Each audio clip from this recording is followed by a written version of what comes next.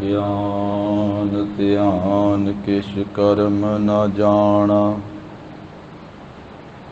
ਸਾਰ ਨ ਜਾਣਾ ਤੇਰੀ। ਸਭ ਤੇ ਵੱਡਾ ਸਤਿਗੁਰ ਨਾਨਕ, ਜਿਨ ਕਲ ਰਾਖੀ ਮੇਰੀ। ਮੈਂ ਮੂਰਖ ਕੀ ਕੇਤਕ ਬਾਤ ਹੈ, ਕੋਟ ਪਰਾਧੀ ਤਰਿਆ ਰੇ। ਗੁਰ ਨਾਨਕ ਜਿਨ ਸੁਣਿਆ ਪੇਖਿਆ, ਸੇ ਫਿਰ ਗਰਭਾਸ ਨਾ ਭਰਿਆ ਰੇ। ਤੇਰਾ ਅੰਤ ਨਾ ਜਾਈ ਲਖਿਆ, ਅਕਥ ਨਾ ਜਾਈ ਹਰ ਕਥਿਆ। ਨਾਨਕ ਜਿਨ ਕਉ ਸਤਿਗੁਰ ਮਿਲਿਆ,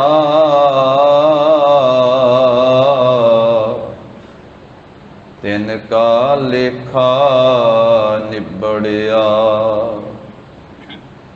ਸੋ ਕਹੋ ਟਲ ਗੁਰ ਸੇਵੀਐ, ਅਹਨਿਸ ਸਹਿਜ ਸੁਭਾਏ। ਦਰਸ਼ਨ ਪਰਸੈ ਗੁਰੂ ਕੈ, ਜਨਮ ਮਰਨ ਦੁਖ ਜਾਏ। ਹੋਵੈ ਸਿਫਤ ਖਸਮ ਦੀ, ਨੂਰ ਅਰਸਹੁ ਕੁਰਸਹੁ ਝਟੀਐ।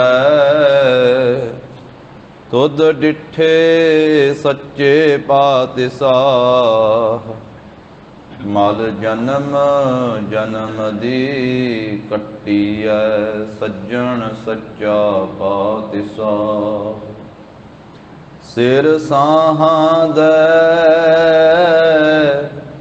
ਸਾਹੋ। ਜਿਸ ਪਾਸ ਬੈਠਿਆ ਸੋਹੀਐ, ਸਭਨਾ ਦਾ ਵੇਸਾਹੋ। ਸਤਨਾਮ ਸ੍ਰੀ ਵਾਹਿਗੁਰੂ ਸਾਹਿਬ ਜੀ। ਸ਼ਲੋਕ ਮਹੱਲਾ ਪੰਜਵਾ। ਜਾਂ ਪੀਰ ਅੰਦਰ ਤਾਂ ਧਨ ਬਾਹਰ, ਜਾਂ ਪੀਰ ਬਾਹਰ ਤਾਂ ਧਨ ਮਾਹਰ। ਜਾਂ ਪੀਰ ਅੰਦਰ ਤਾਂ ਧਨ ਬਾਹਰ, ਜਾਂ ਪੀਰ ਬਾਹਰ ਤਾਂ ਧਨ ਮਾਹਰ। ਬਿਨ ਨਾਵੈ ਬਹੁ ਪੀਰ ਫਿਰਾਹਰ, ਸਤਿਗੁਰ ਸੰਗ ਦਿਖਾਇਆ ਜਾਹਰ।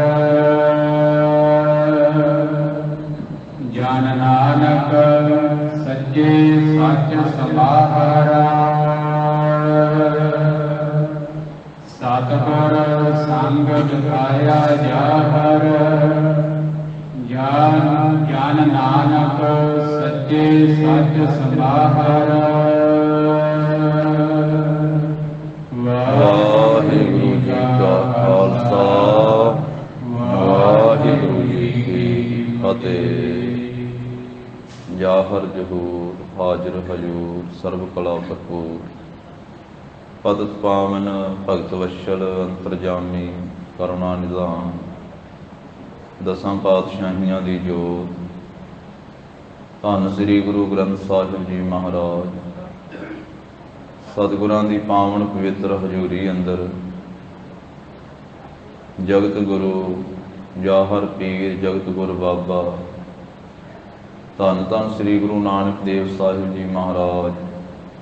ਸਤਿਗੁਰਾਂ ਦੇ ਪਾਵਨ ਅਸਥਾਨ ਸੱਚਖੰਡ ਦਰਬਾਰ ਗੁਰਦੁਆਰਾ ਸ੍ਰੀ ਬੇਰ ਸਾਹਿਬ ਜੀ ਵਿਖੇ ਅੰਮ੍ਰਿਤ ਵੇਲੇ ਦੇ ਸਜੇ ਹੋਏ ਸੁੰਦਰ ਦੀਵਾਨ ਦੀ ਹਾਜ਼ਰੀ ਭਰ ਰਹੀ ਗੁਰੂ ਕੀ ਸਾਜੀ ਨਵਾਜੀ ਹੋਈ ਸਾਧ ਸੰਗਤ ਜੀਓ।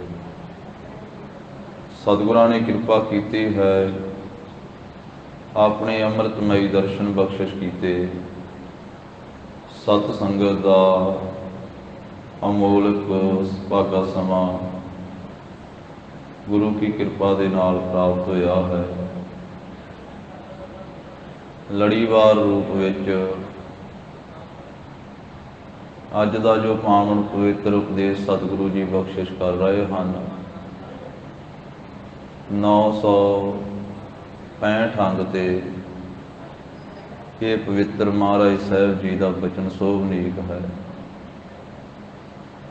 ਰਾਮਕਲੀ ਰਾਗ ਦੀ ਦੂਸਰੀ ਵਾਰ ਦੀ 18ਵੀਂ ਪੌੜੀ ਸ਼ਲੋਕਾਂ ਦੇ ਸਹਿਤ ਮਹਾਰਾਜ ਸਾਹਿਬ ਜੀ ਬਖਸ਼ਿਸ਼ ਕਰ ਰਹੇ ਹਨ। ਜਿਵੇਂ ਗਰੀਬ ਨਵਾਜ਼ ਸਤਿਗੁਰੂ ਜੀ ਰਹਿਮਤ ਕਰਦੇ, ਸ਼ਰਧਾ ਭਾਵਨਾ ਅਦਬ ਸਤਿਕਾਰ ਸਹਿਤ ਸਰਵਣ ਕਰੀਏ। ਉਚਾਰਨ ਕਰੋ ਜੀ। ਸਤਿਨਾਮ ਸ੍ਰੀ ਵਾਹਿਗੁਰੂ ਸਾਹਿਬ ਜੀ। ਸ਼ਲੋਕ ਮਹੱਲਾ ਪੰਜਵਾ। ਪੰਚਮ ਪਾਤਸ਼ਾਹ ਧੰਨ ਸ੍ਰੀ ਗੁਰੂ ਅਰਜਨ ਦੇਵ ਸਾਹਿਬ ਜੀ ਮਹਾਰਾਜ ਆਪਣੀ ਪਾਵਨ ਪਵਿੱਤਰ ਰਸਨਾ ਤੋਂ ਫਰਮਾਉਂਦੇ ਹਨ। ਜਾਂ ਫਿਰ ਅੰਦਰ ਤਾਂ ਧਨ ਬਾਹਰ। ਫਿਰ ਨਾਮ ਹੈ ਪਤੀ ਦਾ, ਧਨ ਨਾਮ ਹੈ ਇਸਤਰੀ ਦਾ। ਇੱਥੇ ਫਿਰ ਪਰਮਾਤਮਾ ਨੂੰ ਆਖਿਆ, ਪਤੀ ਪ੍ਰਭੂ ਨੂੰ ਆਖਿਆ, ਜਾਂ ਫਿਰ ਅੰਦਰ ਕਿ ਜਦੋਂ ਉਹ ਪਤੀ ਅੰਦਰ ਪ੍ਰਗਟ ਹੋਇਆ, ਜਦੋਂ ਪ੍ਰਭੂ ਜੀਵ ਦੇ ਹਿਰਦੇ ਦੇ ਵਿੱਚ ਸਾਖਸ਼ਾਤ ਹੋਇਆ, ਪ੍ਰਗਟ ਹੋਇਆ, ਤਾਂ ਧਨ ਬਾਹਰ। ਫਿਰ ਧਨ ਨਾਮ ਹੈ ਇਸਤਰੀ ਦਾ। ਇੱਥੇ ਇਸਤਰੀ ਆਖਿਆ ਹੈ ਮਾਇਆ ਨੂੰ। ਫਿਰ ਮਾਇਆ ਦਾ ਜੋ ਪ੍ਰਭਾਵ ਹੈ, ਮਾਇਆ ਦਾ ਜੋ ਟਿਕਾਣਾ ਹੈ, ਉਹ ਬਾਹਰ ਹੋ ਗਿਆ ਜੀਵ ਦੇ ਹਿਰਦੇ ਵਿੱਚ। ਜਦੋਂ ਪਤੀ ਅੰਦਰ ਆ ਗਿਆ ਤੇ ਫਿਰ ਇਹ ਧਨ ਇਸਤਰੀ ਜਿਹੜੀ ਹੈ ਇਹ ਬਾਹਰ ਚਲੀ ਗਈ।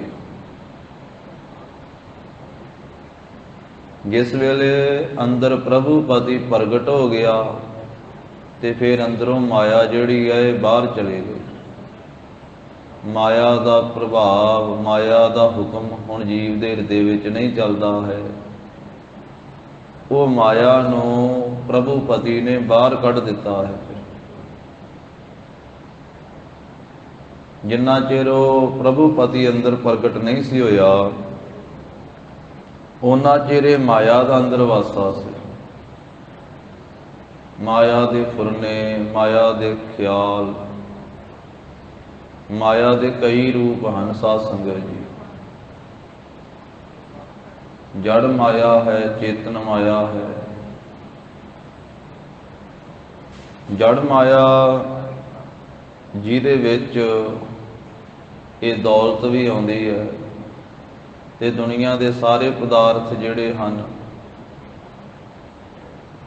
ਇੱਕ ਥਾਂ ਤੇ ਖਲੋਣ ਵਾਲੀ ਚੀਜ਼ ਨੂੰ ਜੜ ਕਿਹਾ ਜਾਂਦਾ ਹੈ। ਰੁਪਈਏ ਵੀ ਜੜ ਮਾਇਆ ਹੈ, ਜ਼ਮੀਨ ਵੀ ਜੜ ਮਾਇਆ ਹੈ, ਘਰ ਵੀ ਇੱਕ ਥਾਂ ਤੇ ਖਲੋਤਾ ਹੋਇਆ ਇਹ ਵੀ ਮਾਇਆ ਹੈ, ਪਰ ਜੜ। ਚੇਤਨ ਮਾਇਆ ਆਖਿਆ ਹੈ ਸਰੀਰ ਨੂੰ। ਸਰੀਰ ਵੀ ਇੱਕ ਮਾਇਆ ਹੀ ਹੈ, ਮਾਇਆ ਦਾ ਪੁਤਲਾ ਹੀ ਹੈ। ਔਰ ਇਸਤਰੀ ਨੂੰ ਵੀ ਚੇਤਨ ਮਾਇਆ ਆਖਿਆ ਹੈ, ਤੇ ਸਰੀਰ ਭਾਵੇਂ ਮਰਦ ਦਾ ਹੋਵੇ ਭਾਵੇਂ ਇਸਤਰੀ ਦਾ ਹੋਵੇ, ਇਹ ਵੀ ਮਾਇਆ ਹੈ। ਪਰਾਇਆ ਸੰਗ ਕਰਨਾ, ਇਹ ਵੀ ਮਾਇਆ ਦੇ ਵਿੱਚ ਹੀ ਆਉਂਦਾ ਹੈ। ਤੋ ਇਸ ਕਰਕੇ ਇਹ ਮਾਇਆ ਦੇ ਕਈ ਰੂਪ ਹਨ, ਪਰ ਮੁੱਖ ਰੂਪ ਵਿੱਚ ਮਾਇਆ ਆਪਾਂ ਰੁਪਈਆਂ ਨੂੰ ਕਹਿੰਦੇ ਹਾਂ, ਦੌਲਤ ਨੂੰ ਕਹਿੰਦੇ ਹਾਂ। ਅਸਲ ਵਿੱਚ ਸਾਰਾ ਸੰਸਾਰ ਹੀ ਮਾਇਆ ਹੈ, ਸਾਰੇ ਪਦਾਰਥ ਹੀ ਮਾਇਆ ਹਨ। ਤੇ ਗੁਰੂ ਸਾਹਿਬ ਜੀ ਨੇ ਮਾਇਆ ਉਸ ਵਸਤੂ ਨੂੰ ਆਖਿਆ ਜਿਹਦੇ ਵਿੱਚ ਮੋਹ ਪੈਦਾ ਹੋ ਜਾਵੇ। ਤੇ ਮੋਹ ਇਕੱਲਾ ਰੁਪਈਆਂ ਵਿੱਚ ਹੀ ਨਹੀਂ ਪੈਦਾ ਹੁੰਦਾ, ਸਰੀਰਾਂ ਵਿੱਚ ਵੀ ਪੈਦਾ ਹੁੰਦਾ ਹੈ। ਤਰ੍ਹਾਂ ਤਰ੍ਹਾਂ ਦੇ ਪਦਾਰਥਾਂ ਵਿੱਚ ਵੀ ਮੋਹ ਪੈਦਾ ਹੁੰਦਾ ਹੈ। ਤੇ ਮਾਇਆ ਬਾਹਰ ਵੀ ਹੈ ਤੇ ਮਾਇਆ ਅੰਦਰ ਵੀ ਹੈ। ਮਾਇਆ ਦੇ ਅਨੇਕਾਂ ਰੂਪ ਹਨ, ਅੰਦਰ ਮਾਇਆ ਦੇ ਅਨੇਕਾਂ ਫੁਰਨੇ ਹਨ। ਤੇ ਮਾਇਆ ਦੇ ਤਾਈਂ ਮਹਾਰਾਜ ਸਾਹਿਬ ਜੀ ਨੇ ਆਨੰਦ ਸਾਹਿਬ ਦੀ ਬਾਣੀ ਵਿੱਚ ਵੀ ਆਖਿਆ ਵੀ ਇਹ ਮਾਇਆ ਜਿਤ ਹਰ ਵਿਸਰੈ। ਸਿੱਖਾਂ ਨੇ ਪੁੱਛਿਆ ਮਹਾਰਾਜ ਮਾਇਆ ਕੀ ਹੈ? ਸਤਿਗੁਰੂ ਕਹਿੰਦੇ ਇਹ ਮਾਇਆ ਵਾ ਜਿਹਦੇ ਵਿੱਚ ਲੱਗ ਕੇ ਪਰਮੇਸ਼ਰ ਭੁੱਲ ਜਾਵੇ, ਇਹ ਮਾਇਆ ਹੀ ਹੈ। ਹੁਣ ਜਿਹੜੀ ਜਿਹੜੀ ਵਸਤੂ ਵਿੱਚ ਜੀਵ ਦਾ ਮੋਹ ਪੈਦਾ ਹੁੰਦਾ ਹੈ, ਜਿਸ ਜਿਸ ਦੇ ਵਿੱਚ ਖਚਤ ਹੋ ਜਾਂਦਾ, ਲੱਗ ਜਾਂਦਾ ਹੈ, ਉਹ ਮਾਇਆ ਹੈ। ਭਾਵੇਂ ਰੁਪਈਆਂ ਦੇ ਵਿੱਚ ਲੱਗ ਕਰਕੇ ਪਰਮੇਸ਼ਰ ਭੁੱਲ ਗਿਆ, ਭਾਵੇਂ ਪਰਿਵਾਰ ਵਿੱਚ ਖਚਤ ਹੋ ਕਰਕੇ ਪਰਮੇਸ਼ਰ ਭੁੱਲ ਗਿਆ, ਭਾਵੇਂ ਕਾਰੋਬਾਰ ਵਿੱਚ ਖਚਤ ਹੋ ਕੇ ਪਰਮੇਸ਼ਰ ਭੁੱਲ ਗਿਆ, ਭਾਵੇਂ ਆਪਣੇ ਸਰੀਰ ਦੇ ਪਾਲਣ ਪੋਸ਼ਣ ਵਿੱਚ ਹੀ ਲੱਗ ਗਿਆ ਤੇ ਪ੍ਰਭੂ ਭੁੱਲ ਗਿਆ, ਭਾਵੇਂ ਧੀਆਂ ਪੁੱਤਰਾਂ ਦੇ ਮੋਹ ਵਿੱਚ ਖਚਤ ਹੋ ਗਿਆ ਤੇ ਪ੍ਰਭੂ ਭੁੱਲ ਗਿਆ। ਤੇ ਮਹਾਰਾਜ ਕਹਿੰਦੇ ਫਿਰ ਇਹ ਧੀਆਂ ਪੁੱਤਰ ਵੀ ਮਾਇਆ ਬਣ ਗਏ ਇਹਦੇ ਵਾਸਤੇ, ਪਰਿਵਾਰ ਵੀ ਮਾਇਆ ਬਣ ਗਿਆ ਇਹਦੇ ਵਾਸਤੇ। ਜੇ ਪਰਿਵਾਰ ਵਿੱਚ ਖਚਤ ਹੋ ਗਿਆ ਤੇ ਨਿਰੰਕਾਰ ਭੁੱਲ ਗਿਆ। ਇਹ ਮਾਇਆ ਦਾ ਰੂਪ ਹੈ। ਇਹ ਮਾਇਆ ਜਿਤ ਹਰ ਵਿਸਰੈ, ਮੋਹ ਉਪਜੈ ਭਾਉ ਦੂਜਾ ਲਾਇਆ। ਜਿਹਦੇ ਵਿੱਚ ਮੋਹ ਪੈਦਾ ਹੁੰਦਾ ਹੈ ਤੇ ਪ੍ਰਭੂ ਭੁੱਲਦਾ ਹੈ, ਮਹਾਰਾਜ ਕਹਿੰਦੇ ਮਾਇਆ ਹੈ ਭਾਈ। ਤੇ ਮਾਇਆ ਦਾ ਪ੍ਰਭਾਵ ਇਕੱਲਾ ਮਾਤਲੋਕ ਤੇ ਹੀ ਨਹੀਂ ਹੈ, ਇਹਦਾ ਪ੍ਰਭਾਵ ਤਾਂ ਮਹਾਰਾਜ ਕਹਿੰਦੇ ਵੀ ਵੱਖ-ਵੱਖ ਪੁਰੀਆਂ ਦੇ ਵਿੱਚ ਵੀ ਹੈ, ਇੰਦਰਲੋਕ ਵਿੱਚ ਵੀ ਹੈ, ਦੇਵਤੇ ਵੀ ਮਾਇਆ ਦੇ ਵਿੱਚ ਹਨ। ਮਾਇਆ ਐਸੀ ਮੋਹਣੀ ਭਾਈ, ਜੇਤੇ ਜੀ ਤੇਤੇ ਡਹਿਕਾਈ। ਇਸ ਨੂੰ ਬਾਣੀ ਵਿੱਚ ਸਪਨੀ ਵੀ ਆਖਿਆ। ਜਿਵੇਂ ਸਪਨੀ ਡੰਗ ਮਾਰਦੀ ਹੈ, ਮਹਾਰਾਜ ਕਹਿੰਦੇ ਇਸੇ ਤਰ੍ਹਾਂ ਇਹ ਮਾਇਆ ਵੀ ਡੰਗ ਮਾਰਦੀ ਹੈ। ਇਹ ਵੀ ਡੰਗ ਮਾਰਦੀ, ਇਹਦਾ ਵੀ ਜ਼ਹਿਰ ਚੜ੍ਹਦਾ ਹੈ, ਕਈ ਰੂਪਾਂ ਦੇ ਵਿੱਚ ਇਹ ਮਾਰਦੀ ਹੈ।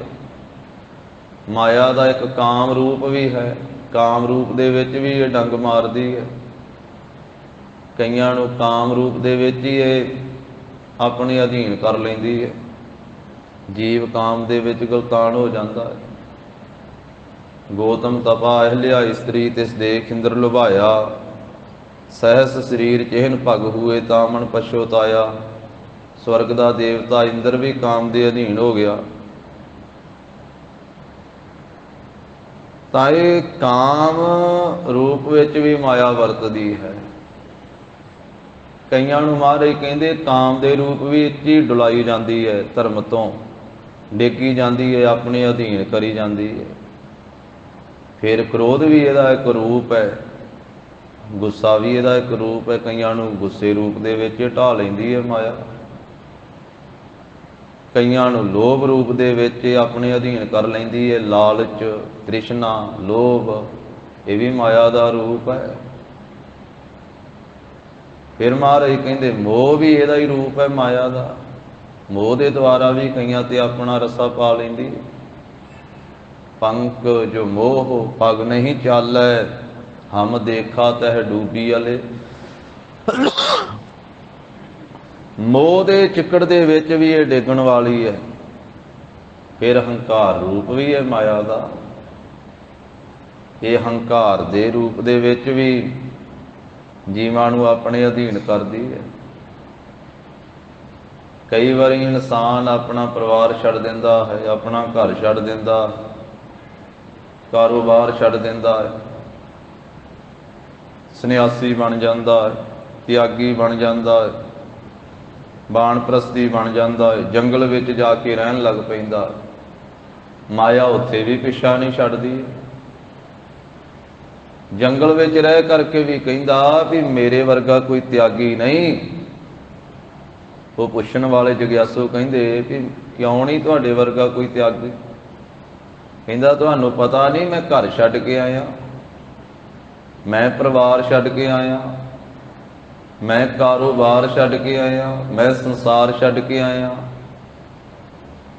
ਪਰ ਮਹਾਰਾਜ ਕਹਿੰਦੇ ਵੀ ਸਾਰਾ ਕੁਝ ਛੱਡ ਕੇ ਜਿਹੜਾ ਕਹਿੰਦਾ ਨਾ ਮੈਂ ਆਹ ਕੁਝ ਛੱਡ ਕੇ ਆਇਆ, ਅੰਦਰੋਂ ਕੁਝ ਵੀ ਨਹੀਂ ਛੱਡਿਆ। ਸਰੀਰ ਤੌਰ ਤੇ ਸਭ ਕੁਝ ਛੱਡ ਕੇ ਚਲੇ ਗਿਆ, ਮਨ ਕਰਕੇ ਸਾਰਾ ਕੁਝ ਫੜ ਕੇ ਰੱਖਿਆ। ਮੈਂ ਤਾਂ ਫੇਰ ਨਹੀਂ ਛੱਡੀ, ਵਾਰ-ਵਾਰ ਕਹੀ ਜਾਂਦਾ ਮੈਂ ਛੱਡ ਕੇ ਆਇਆ। ਜਿਹੜਾ ਛੱਡ ਦਿੱਤਾ ਉਹਦਾ ਤੇ ਚੇਤਾ ਹੀ ਨਹੀਂ ਆਉਣਾ ਚਾਹੀਦਾ ਦੁਬਾਰਾ। ਜਦੋਂ ਛੱਡ ਹੀ ਦਿੱਤਾ, ਛੱਡ ਕੇ ਮਨ ਨੇ ਤਾਂ ਫੇਰ ਫੜਿਆ ਹੋਇਆ ਅੰਦਰੋਂ, ਤੇ ਫੇਰ ਪਕੜ ਹੈ। ਕਹਿੰਦੇ ਤਿਆਗ ਦਾ ਜਿਹੜਾ ਹੰਕਾਰ ਕਰਨਾ ਹੈ ਇਹ ਵੀ ਮਾਇਆ ਹੈ। ਇਹ ਮਾਇਆ ਦੇ ਅਨੇਕਾਂ ਰੂਪ ਆ। ਇੱਕ ਚੀਜ਼ ਛੱਡ ਕੇ ਤੇ ਦੂਸਰੀ ਚੀਜ਼ ਬੰਦਾ ਫੜ ਲੈਂਦਾ ਤੇ ਉਹਦੇ ਰੂਪ ਉਸੇ ਰੂਪ 'ਚ ਹੀ ਮਾਇਆ ਘੇਰ ਲੈਂਦੀ। ਕਿਸੇ ਨੂੰ ਤਿਆਗ ਦਾ ਮਾਣ ਹੋ ਗਿਆ, ਕਿਸੇ ਨੂੰ ਜਪ ਦਾ ਮਾਣ ਹੋ ਗਿਆ, ਕਿਸੇ ਨੂੰ ਤਪ ਦਾ ਮਾਣ ਹੋ ਗਿਆ, ਕਿਸੇ ਨੂੰ ਸੇਵਾ ਕਰਨ ਦਾ ਮਾਣ ਹੋ ਗਿਆ, ਕਿਸੇ ਨੂੰ ਸਿਮਰਨ ਕਰਨ ਦਾ ਮਾਣ ਹੋ ਗਿਆ। ਇਹ ਹੰਕਾਰ ਵੀ ਇੱਕ ਮਾਇਆ ਦਾ ਰੂਪ ਹੈ। ਸਤਿਗੁਰੂ ਤਾਂ ਕਹਿੰਦੇ ਭਾਈ ਤੂੰ ਜਪ ਵੀ ਕਰ, ਤਪ ਵੀ ਕਰ, ਸੇਵਾ ਵੀ ਕਰ, ਸੰਜਮ ਵੀ ਕਰ, ਪਰ ਫਿਰ ਵੀ ਬੇਨਤੀ ਕਰ ਵੀ ਹੇ ਸਤਿਗੁਰੂ ਮੈਂ ਨਹੀਂ ਕੁਝ ਵੀ ਕਰਨ ਜੋਗਾ, ਤੁਸੀਂ ਕਿਰਪਾ ਕਰਕੇ ਕਰਵਾ ਲਿਆ।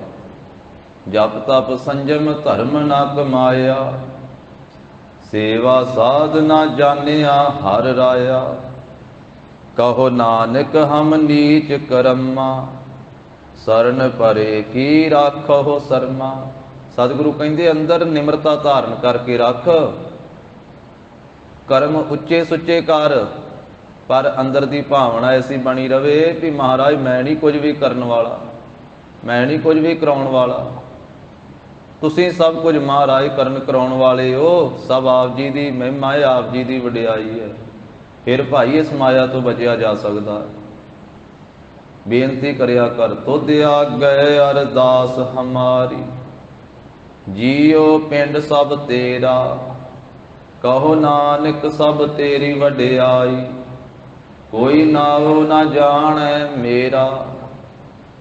ਵੀ ਮਹਾਰਾਜ ਇਹ ਸਾਰੀ ਆਪ ਜੀ ਦੀ ਵਡਿਆਈ ਹੈ, ਮੇਰਾ ਕੌਣ ਨਾ ਜਾਣਦਾ ਹੈ। ਭਗਤਾਂ ਨੇ ਇੰਝ ਹੀ ਤਰਲੇ ਪਾਏ ਨਾ, ਇਸ ਤਰ੍ਹਾਂ ਹੀ ਬੇਨਤੀ ਕੀਤੀ ਨਾ, ਕਬੀਰ ਮੇਰਾ ਮੁਝ ਮਹਿ ਕਿਛ ਨਹੀਂ, ਜੋ ਕਿਛ ਹੈ ਸੋ ਤੇਰਾ, ਤੇਰਾ ਤੁਝ ਕੋ ਸੌਂਪ ਤੇ ਕਿਆ ਲਾਗੈ ਮੇਰਾ। ਤਾਂ ਹੀ ਉਹਨਾਂ ਨੇ ਮਾਇਆ ਨੂੰ ਆਪਣੇ ਅਧੀਨ ਕਰ ਲਿਆ, ਮਾਇਆ ਉਹਨਾਂ ਨੂੰ ਆਪਣੇ ਅਧੀਨ ਨਹੀਂ ਕਰ ਸਕੀ। ਤਾਂ ਹੀ ਨੱਕ ਕੰਨ ਵੱਢ ਦਿੱਤਾ ਮਾਇਆ ਦਾ। ਭਗਤ ਕਬੀਰ ਸਾਹਿਬ ਜੀ ਨੇ ਫੜ ਕੇ ਨਾ ਤੇ ਮਾਇਆ ਦਾ ਨੱਕ ਤੇ ਕੰਨ ਹੀ ਵੱਢ ਦਿੱਤਾ। ਨੱਕ ਹੋ ਕਾਟੀ ਕੰਨ ਹੋ ਕਾਟੀ, ਕਾਟ ਕੂਟ ਕੈ ਡਾਰੀ।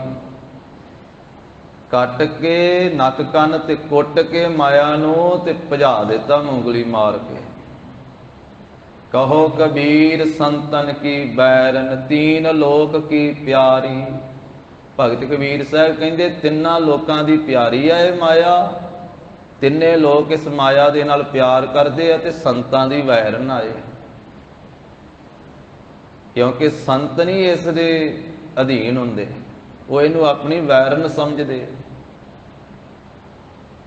ਇਹਦੇ ਤੋਂ ਨਿਰਲੇਪ ਰਹਿੰਦੇ ਆ। ਇਹ ਉਹਨਾਂ ਦੀ ਫਿਰ ਦਾਸੀ ਬਣ ਜਾਂਦੀ ਹੈ। ਉਹ ਜਿੰਨਾ ਇਸ ਨੂੰ ਤਿਆਗਦੇ ਆ, ਇਸ ਨੂੰ ਇਹਦਾ ਨੱਕ ਕੰਨ ਵੱਢ ਕੇ ਇਹਨੂੰ ਪਰਾਂ ਸੁੱਟਦੇ ਆ, ਇਹ ਉਨੀ ਉਹਨਾਂ ਦੇ ਚਰਨਾਂ ਦੀ ਦਾਸੀ ਬਣ ਕੇ ਆਉਂਦੀ ਆ, ਫਿਰ ਉਹਨਾਂ ਦੇ ਚਰਨਾਂ ਦੀ ਸੇਵਕ ਬਣ ਜਾਂਦੀ ਆ, ਤੇ ਸੰਸਾਰੀ ਇਹਦਾ ਬਹੁਤਾ ਸਤਿਕਾਰ ਕਰਦੇ ਆ, ਤੇ ਸੰਸਾਰੀਆਂ ਦੇ ਉੱਤੇ ਆਪਣਾ ਦਲਵਾ ਪਾ ਲੈਂਦੀ, ਉਹਨਾਂ ਦੇ ਉੱਤੇ ਸਵਾਰ ਹੋ ਜਾਂਦੀ, ਸੰਸਾਰੀਆਂ ਨੂੰ ਆਪਣੇ ਅਧੀਨ ਕਰ ਲੈਂਦੀ ਹੈ ਮਾਇਆ। ਪਰ ਸੰਤਾਂ ਭਗਤਾਂ ਦੀ ਚਰਨਾਂ ਦੀ ਦਾਸੀ ਬਣ ਜਾਂਦੀ ਹੈ। ਮਾਇਆ ਦਾਸੀ ਭਗਤਾਂ ਕੀ ਕਾਰ ਕਮਾਵੇ, ਉਹਨਾਂ ਦੇ ਚਰਨਾਂ ਦੀ ਦਾਸੀ ਬਣ ਜਾਂਦੀ, ਉਹਨਾਂ ਦੇ ਪਿੱਛੇ ਪਿੱਛੇ ਤਰਲੇ ਕੱਢਦੀ ਫਿਰਦੀ ਵੀ ਮੈਨੂੰ ਆਪਣੇ ਚਰਨਾਂ 'ਚ ਥਾਂ ਦੇ ਦਿਓ, ਮੈਨੂੰ ਸੇਵਾ ਚਲਾ ਲਓ। ਪ੍ਰਭ ਕੈ ਸਿਮਰਨ, ਕਿਉਂਕਿ ਉਹ ਪ੍ਰਭੂ ਦਾ ਸਿਮਰਨ ਕਰਦੇ, ਇਸ ਕਰਕੇ ਪ੍ਰਭ ਕੈ ਸਿਮਰਨ ਰਿੱਧ ਸਿੱਧ ਨੌ ਨਿਧ, ਪ੍ਰਭ ਕੈ ਸਿਮਰਨ ਗਿਆਨ ਧਿਆਨ ਤਤ ਬੁੱਧ। ਤਾਂ ਇਹ ਮਾਇਆ ਦੇ ਕਈ ਰੂਪ ਹਨ ਸਾਧ ਸੰਗਤ ਜੀ। ਅੰਮ੍ਰਿਤ ਬਾਣੀ ਵਿੱਚ ਗੁਰੂ ਸਾਹਿਬ ਜੀ ਨੇ ਇਹ ਜ਼ਿਕਰ ਕੀਤਾ ਤੇ ਆਖਿਆ ਮਾਇਆ ਹਰ ਇੱਕ ਨੂੰ ਲੱਗੀ ਹੋਈ ਹੈ, ਮਾਇਆ ਹਰ ਇੱਕ ਨੂੰ ਚਿੰਬੜੀ ਹੋਈ ਹੈ। ਕਹੋ ਕਬੀਰ ਜਿਸ ਉਦਰ ਤਿਸ ਮਾਇਆ, ਕਹਿੰਦੇ ਜਿਸ ਨੂੰ ਉਦਰ ਲੱਗਾ ਹੋਇਆ, ਜਿਸ ਨੂੰ ਪੇਟ ਲੱਗਾ ਹੋਇਆ, ਜਾਣੋ ਉਸ ਨੂੰ ਮਾਇਆ ਵੀ ਲੱਗੀ ਹੋਈ ਹੈ। ਤੇ ਮਾਇਆ ਤੋਂ ਜੀਵ ਕਿਵੇਂ ਬਚ ਸਕਦਾ ਹੈ? ਗੁਰੂ ਵਾਲਾ ਬਣ ਕੇ, ਗੁਰੂ ਕੀ ਸ਼ਰਨ ਆ ਕੇ। ਜਿਹੜਾ ਬਚਨ ਆਇਆ ਨਾ ਵੀ ਭਗਤ ਕਬੀਰ ਸਾਹਿਬ ਜੀ ਨੇ ਨੱਕ ਕੱਟ ਦਿੱਤਾ ਮਾਇਆ ਦਾ, ਕੰਨ ਕੱਟ ਦਿੱਤਾ, ਇਹ ਸਾਧ ਸੰਗਤ ਜੀ ਆਮ ਹੀ ਸੰਸਾਰ ਦੇ ਵਿੱਚ ਹਰ ਕੋਈ ਮਨੁੱਖ ਮਾਇਆ ਦੇ ਅਧੀਨ ਹੋਇਆ ਆਪਣਾ ਨੱਕ ਤੇ ਕੰਨ ਬਚਾਉਣਾ ਚਾਹੁੰਦਾ। ਇਹ ਜਾਣੋ ਮਾਇਆ ਦਾ ਹੀ ਨੱਕ ਕੰਨ ਹੈ। ਬੰਦਾ ਕਰਜ਼ੇ ਚੁੱਕ ਚੁੱਕ ਕੇ ਇੰਨਾ ਖਰਚਾ ਕਰਦਾ ਹੈ, ਮੁੜ ਕੇ ਕਰਜ਼ਾ ਲੈਂਦਾ ਨਹੀਂ, ਫਿਰ ਫਾਹੇ ਲੈ ਲੈ ਮਰਦਾ ਹੈ। ਪਰ ਕਹਿੰਦਾ ਵੀ ਇੰਨਾ ਖਰਚਾ ਕਰਨਾ, ਇੱਕ ਤਰ੍ਹਾਂ ਇਲਾਕੇ ਵਿੱਚ ਪਤਾ ਲੱਗ ਜਾਵੇ ਵੀ ਇਹਨੇ ਆਪਣੇ ਪੁੱਤਰ ਦਾ ਵਿਆਹ ਕੀਤਾ, ਇੱਕ ਵਾਰੀ ਸਾਰੇ ਜ਼ਿਲ੍ਹੇ 'ਚ ਪਤਾ ਲੱਗ ਜਾਵੇ ਵੀ ਇਹਨੇ ਆਪਣੀ ਧੀ ਦਾ ਵਿਆਹ ਕੀਤਾ। ਪੈਲੀ ਕਹਿੰਦਾ ਭਾਵੇਂ 2 ਕਿੱਲੇ ਵੇਚਣੀ ਪੈ ਜਾਵੇ, ਕਰਜ਼ਾ ਭਾਵੇਂ ਚੁੱਕਣਾ ਪੈ ਜਾਵੇ, ਲਿਮਟਾਂ ਭਾਵੇਂ ਬਣਾਉਣੀਆਂ ਪੈ ਜਾਣ, ਪਰ ਕਹਿੰਦਾ ਨੱਕ ਰਹਿਣਾ ਚਾਹੀਦਾ। ਸਾਰੇ ਰਿਸ਼ਤੇਦਾਰਾਂ ਵਿੱਚ ਬੱਲੇ ਬੱਲੇ ਹੋਣੀ ਚਾਹੀਦੀ। ਪਹਿਲਾਂ ਕਰਜ਼ਾ ਚੁੱਕ ਕੇ ਖਰਚਾ ਕੀਤਾ ਇੰਨਾ ਜ਼ਿਆਦਾ ਨੱਕ ਰੱਖਣ ਵਾਸਤੇ, ਜਦੋਂ ਵਿਆਹ ਕਰ ਦਿੱਤਾ ਉਸ ਤੋਂ ਬਾਅਦ ਫਿਰ ਕੰਨ ਲਾ ਕੇ ਸੁਣਦਾ ਵੀ ਹੁਣ ਲੋਕ ਕੀ ਗੱਲਾਂ ਕਰਦੇ ਮੇਰੇ ਨੂੰ। ਲੋਕ ਕਹਿੰਦੇ ਆ ਵੀ ਇਹਨੇ ਪੂਰੀ ਬੱਲੇ ਬੱਲੇ ਕਰਾ ਦਿੱਤੀ, ਪਰ ਲੋਕ ਫੇਰ ਨਹੀਂ ਖੁਸ਼ ਹੁੰਦੇ। ਉਹ ਕਹਿੰਦੇ ਖਰਚਾ ਭਾਵੇਂ ਬਹੁਤਾ ਕੀਤਾ, ਪਰ ਚੰਗੀ ਤਰ੍ਹਾਂ ਕਹਿੰਦੇ ਵੀ ਆ ਛਕਣ ਛਕਾਉਣ ਵਾਲਾ ਸਮਾਨ ਵਧੀਆ ਨਹੀਂ ਬਣਿਆ, ਇਹਦੇ 'ਚ ਫੇਰ ਫਰਕ ਰਹਿ ਗਿਆ। ਨਾਲੇ ਲੋਕ ਖਾ ਪੀ ਜਾਂਦੇ ਆ, ਨਾਲੇ ਕਹਿੰਦੇ ਚੰਗਾ ਨਹੀਂ ਬਣਿਆ। ਇਹਨੂੰ ਆਖਿਆ ਨੱਕ ਤੇ ਕੰਨ। ਹਰੇਕ ਬੰਦਾ ਆਪਣਾ ਨੱਕ ਰੱਖਦਾ ਰੱਖਦਾ ਹੀ ਸਾਰਾ ਕੁਝ ਤਬਾਹ ਕਰ ਬੈਂਦਾ। ਪਹਿਲਾਂ ਨੱਕ ਰੱਖਦੇ ਆ ਤੇ ਫਿਰ ਆਪਣੀ ਸੋਭਾ ਸੁਣਨੀ ਚਾਹੁੰਦਾ ਵੀ ਲੋਕ ਬੱਲੇ ਬੱਲੇ ਕਰਨ। ਉਹ ਨਾ ਤੇ ਨੱਕ ਰਹਿੰਦਾ ਤੇ ਨਾ ਕੰਨ ਰਹਿੰਦਾ, ਕਰਜ਼ੇ ਦੀ ਪੰਡ ਹੇਠਾਂ ਆ ਜਾਂਦਾ। ਇਸ ਕਰਕੇ ਓਨਾ ਹੀ ਖਰਚਾ ਕਰਨਾ ਚਾਹੀਦਾ ਵੀ ਜਿੰਨੇ ਪੈਰ ਭਾਰ ਝੱਲਣ। ਜ਼ਰੂਰ ਅੱਡੀਆਂ ਚੁੱਕ ਚੁੱਕ ਕੇ ਫਾਹ ਲੈਣਾ ਵੀ ਜਿੰਨਾ ਪਾਸ ਹੈ, ਵਿਖਾਵਾ ਕਰਨ ਦੇ ਨਾਲ ਕੀ ਮਿਲੇਗਾ, ਓਨਾ ਕੁ ਖਰਚਾ ਕਰਨਾ ਚਾਹੀਦਾ। ਜੋ ਗੁਰੂ ਸਾਹਿਬ ਜੀ ਨੇ ਸਾਨੂੰ ਸਿਧਾਂਤ ਦਿੱਤਾ ਹੈ ਕਿ ਧਰਮ ਦੀ ਕਿਰਤ ਕਰੋ, ਵੰਡ ਕੇ ਛਕੋ, ਨਾਮ ਜਪੋ। ਧਰਮ ਦੀ ਕਿਰਤ ਦੀ ਮਾਇਆ ਜਿੰਨੀ ਕੁ ਹੈ ਪਾਸ, ਓਨਾ ਕੁ ਖਰਚਾ ਕਰ ਲੈਣਾ ਚਾਹੀਦਾ। ਪਰ ਭਗਤਾਂ ਨੇ ਇਹ ਨੱਕ ਕੰਨ ਨਹੀਂ ਰੱਖਿਆ ਮਾਇਆ ਦਾ। ਉਹ ਨਹੀਂ ਕਹਿੰਦੇ ਵੀ ਅਸੀਂ ਇਸ ਤਰ੍ਹਾਂ ਬਹੁਤਾ ਕਰਜ਼ਾ ਚੁੱਕ ਚੁੱਕ ਕੇ ਤੇ ਫਿਰ ਖਰਚਾ ਕਰਨਾ ਤੇ ਲੋਕਾਂ ਦੀ ਲਾਜ ਪਾਲਣੀ ਹੈ ਵੀ ਲੋਕ ਕੀ ਕਹਿਣਗੇ, ਤੇ ਫਿਰ ਬਾਅਦ ਵਿੱਚ ਕੰਨ ਲਾ ਲਾ ਕੇ ਸੁਣਨੇ ਵੀ ਲੋਕ ਸੋਭਾ ਕਰਦੇ ਕਿ ਨਹੀਂ ਕਰਦੇ। ਲੋਕਾਂ ਦੀ ਵਾਹ ਵਾਹ ਸੁਣਦਾ ਕਰਦਾ ਇਹ ਚਾਹੁੰਦਾ ਹੋਇਆ ਇਹ ਮਨੁੱਖ ਇਸ ਤਰੀਕੇ ਨਾਲ ਮਾਇਆ ਦੇ ਅਧੀਨ ਹੋ ਜਾਂਦਾ। ਕਈ ਰੂਪ, ਇਹ ਵੀ ਇਹਦਾ ਇੱਕ ਰੂਪ ਹੈ। ਪਰ ਭਗਤਾਂ ਨੇ ਤਾਂ ਇਹ ਨੱਕ ਕੰਨ ਹੀ ਕੱਟ ਦਿੱਤਾ ਮਾਇਆ ਦਾ। ਨੱਕ ਉਹ ਕਾਟੀ, ਕੰਨ ਉਹ ਕਾਟੀ, ਕਾਟ ਕੂਟ ਕੈ ਡਾਰੀ। ਕਹੋ ਕਬੀਰ ਸੰਤਨ ਕੀ ਬੈਰਨ, ਤੀਨ ਲੋਕ ਕੀ ਪਿਆਰੀ। ਤਾਂ ਇੱਥੇ ਮਹਾਰਾਜ ਸਾਹਿਬ ਜੀ ਫਰਮਾ ਰਹੇ ਆ ਵੀ ਮਾਇਆ ਜੀਵ ਦੇ ਅੰਦਰ ਆਪਣਾ ਪ੍ਰਭਾਵ ਤਾਂ ਪਾਉਂਦੀ ਹੈ ਜਿੰਨਾ ਚਿਰ ਪ੍ਰਮਾਤਮਾ ਪਤੀ ਅੰਦਰ ਪ੍ਰਗਟ ਨਹੀਂ ਹੋਇਆ। ਜਦੋਂ ਪ੍ਰਮਾਤਮਾ ਪਤੀ ਜੀਵ ਦੇ ਅੰਦਰ ਪ੍ਰਗਟ ਹੋ ਜਾਂਦਾ ਹੈ ਤੇ ਫਿਰ ਇਹ ਜਿਹੜੀ ਮਾਇਆ ਹੈ ਇਹਦਾ ਪ੍ਰਭਾਵ ਜੀਵ ਦੇ ਹਿਰਦੇ ਚੋਂ ਬਾਹਰ ਹੋ ਜਾਂਦਾ, ਫਿਰ ਇਹਦਾ ਅਮਰ ਨਹੀਂ ਚੱਲਦਾ। ਜਦੋਂ ਪ੍ਰਮਾਤਮਾ ਦੇ ਨਾਲ ਜੀਵ ਦੀ ਲਿਵ ਲੱਗੀ ਹੋਈ ਹੈ, ਉਹ ਪ੍ਰਭੂ ਪਤੀ ਹਿਰਦੇ ਵਿੱਚ ਵਸਿਆ ਹੋਇਆ ਹੈ, ਜਾਂ ਫਿਰ ਅੰਦਰ ਜਦੋਂ ਫਿਰ ਪ੍ਰਮਾਤਮਾ ਅੰਦਰ ਹੈ ਤਾਂ ਪਹਿਲਾਂ ਵੀ ਉਹ ਅੰਦਰ ਸੀ, ਪਹਿਲਾਂ ਗੁਪਤ ਸੀ। ਜਿਸ ਵੇਲੇ ਗੁਰੂ ਵਾਲਾ ਬਣ ਕੇ ਗੁਰੂ ਸ਼ਬਦ ਦਾ ਅਭਿਆਸ ਕੀਤਾ ਤੇ ਉਹ ਅੰਦਰੋਂ ਪ੍ਰਗਟ ਹੋ ਗਿਆ, ਪ੍ਰਭੂ ਅੰਦਰੋਂ ਪ੍ਰਗਟ ਹੋ ਗਿਆ। ਜਦੋਂ ਅੰਦਰ ਪ੍ਰਤੱਖ ਸਾਖਸ਼ਾਤ ਹੋਇਆ, ਫਿਰ ਅੰਦਰ ਜਿਹੜਾ ਪਹਿਲਾਂ ਮਾਇਆ ਦੇ ਫੁਰਨੇ ਚੱਲਦੇ ਸੀ ਉਹ ਮਾਇਆ ਦੇ ਫੁਰਨੇ ਬਾਹਰ ਹੋ ਗਏ, ਮਾਇਆ ਬਾਹਰ ਹੋ ਗਈ। ਤਾਂ ਧਨ ਬਾਹਰ, ਤਾਂ ਧਨ ਜਿਹੜੀ ਮਾਇਆ ਰੂਪੀ ਧਨ ਇਸਤਰੀ ਹੈ ਇਹ ਬਾਹਰ ਚਲੇ ਗਈ। ਫਿਰ ਅੰਦਰੋਂ ਭਾਵ ਅੰਦਰ ਹੁਣ ਕਾਮ, ਕ੍ਰੋਧ, ਲੋਭ, ਮੋਹ, ਹੰਕਾਰ, ਝੂਠ, ਨਿੰਦਿਆ, ਚੁਗਲੀ ਇਹ ਫੁਰਨੇ ਨਹੀਂ ਚੱਲਦੇ। ਅੰਦਰ ਹੁਣ ਨਾਮ ਦੇ ਹੀ ਖਿਆਲ ਚੱਲਦੇ, ਅੰਦਰ ਨਾਮ ਦਾ ਪ੍ਰਵਾਹ ਚੱਲਦਾ। ਜਿੰਨਾ ਚਿਰ ਲਿਵ ਲੱਗੀ ਹੋਈ ਹੈ ਉਹਨਾਂ ਚਿਰ ਮਾਇਆ ਤੋਂ ਜੀਵ ਬਚਿਆ ਹੋਇਆ। ਜਦੋਂ ਲਿਵ ਟੁੱਟ ਜਾਂਦੀ ਹੈ, ਛੁੜਕ ਜਾਂਦੀ ਹੈ, ਫਿਰ ਮਾਇਆ ਆ ਜਾਂਦੀ ਹੈ, ਫਿਰ ਮਾਇਆ ਦਾ ਹੁਕਮ ਚੱਲਦਾ ਹੈ। ਇੱਕ ਪ੍ਰਮਾਤਮਾ ਦਾ ਹੁਕਮ ਹੈ, ਇੱਕ ਮਾਇਆ ਦਾ ਵੀ ਹੁਕਮ ਹੈ। ਜਿੰਨਾ ਚਿਰ ਪ੍ਰਭੂ ਦੇ ਨਾਮ ਨਾਲ ਜੁੜਿਆ ਹੋਇਆ ਉਹਨਾਂ ਚਿਰ ਪ੍ਰਭੂ ਦੇ ਹੁਕਮ ਵਿੱਚ ਚੱਲਦਾ ਹੈ। ਜਦੋਂ ਪ੍ਰਭੂ ਦੇ ਨਾਮ ਨਾਲੋਂ ਜੀਵ ਦੀ ਸੁਰਤ ਟੁੱਟ ਜਾਂਦੀ ਹੈ ਫਿਰ ਮਾਇਆ ਆਪਣਾ ਹੁਕਮ ਚਲਾਉਂਦੀ ਹੈ। ਇਸ ਨੂੰ ਮਹਾਰਾਜ ਸਾਹਿਬ ਜੀ ਨੇ ਤੀਜੇ ਪਾਤਸ਼ਾਹ ਨੇ ਵੀ ਫਰਮਾਇਆ, ਲਿਵ ਛੁੜਕੀ ਲੱਗੀ ਤ੍ਰਿਸ਼ਨਾ, ਮਾਇਆ ਅਮਰ ਵਰਤਾਇਆ। ਜਿਵੇਂ ਲਿਵ ਟੁੱਟ ਗਈ, ਛੁੜਕ ਗਈ, ਫਿਰ ਤ੍ਰਿਸ਼ਨਾ ਲੱਗ ਗਈ ਪਦਾਰਥਾਂ ਦੀ ਤੇ ਮਾਇਆ ਦਾ ਅੰਦਰ ਪ੍ਰਭਾਵ ਵਰਤ ਗਿਆ ਤੇ ਮਾਇਆ ਨੇ ਆਪਣਾ ਅਮਰ ਹੁਕਮ ਵਰਤਾ ਦਿੱਤਾ।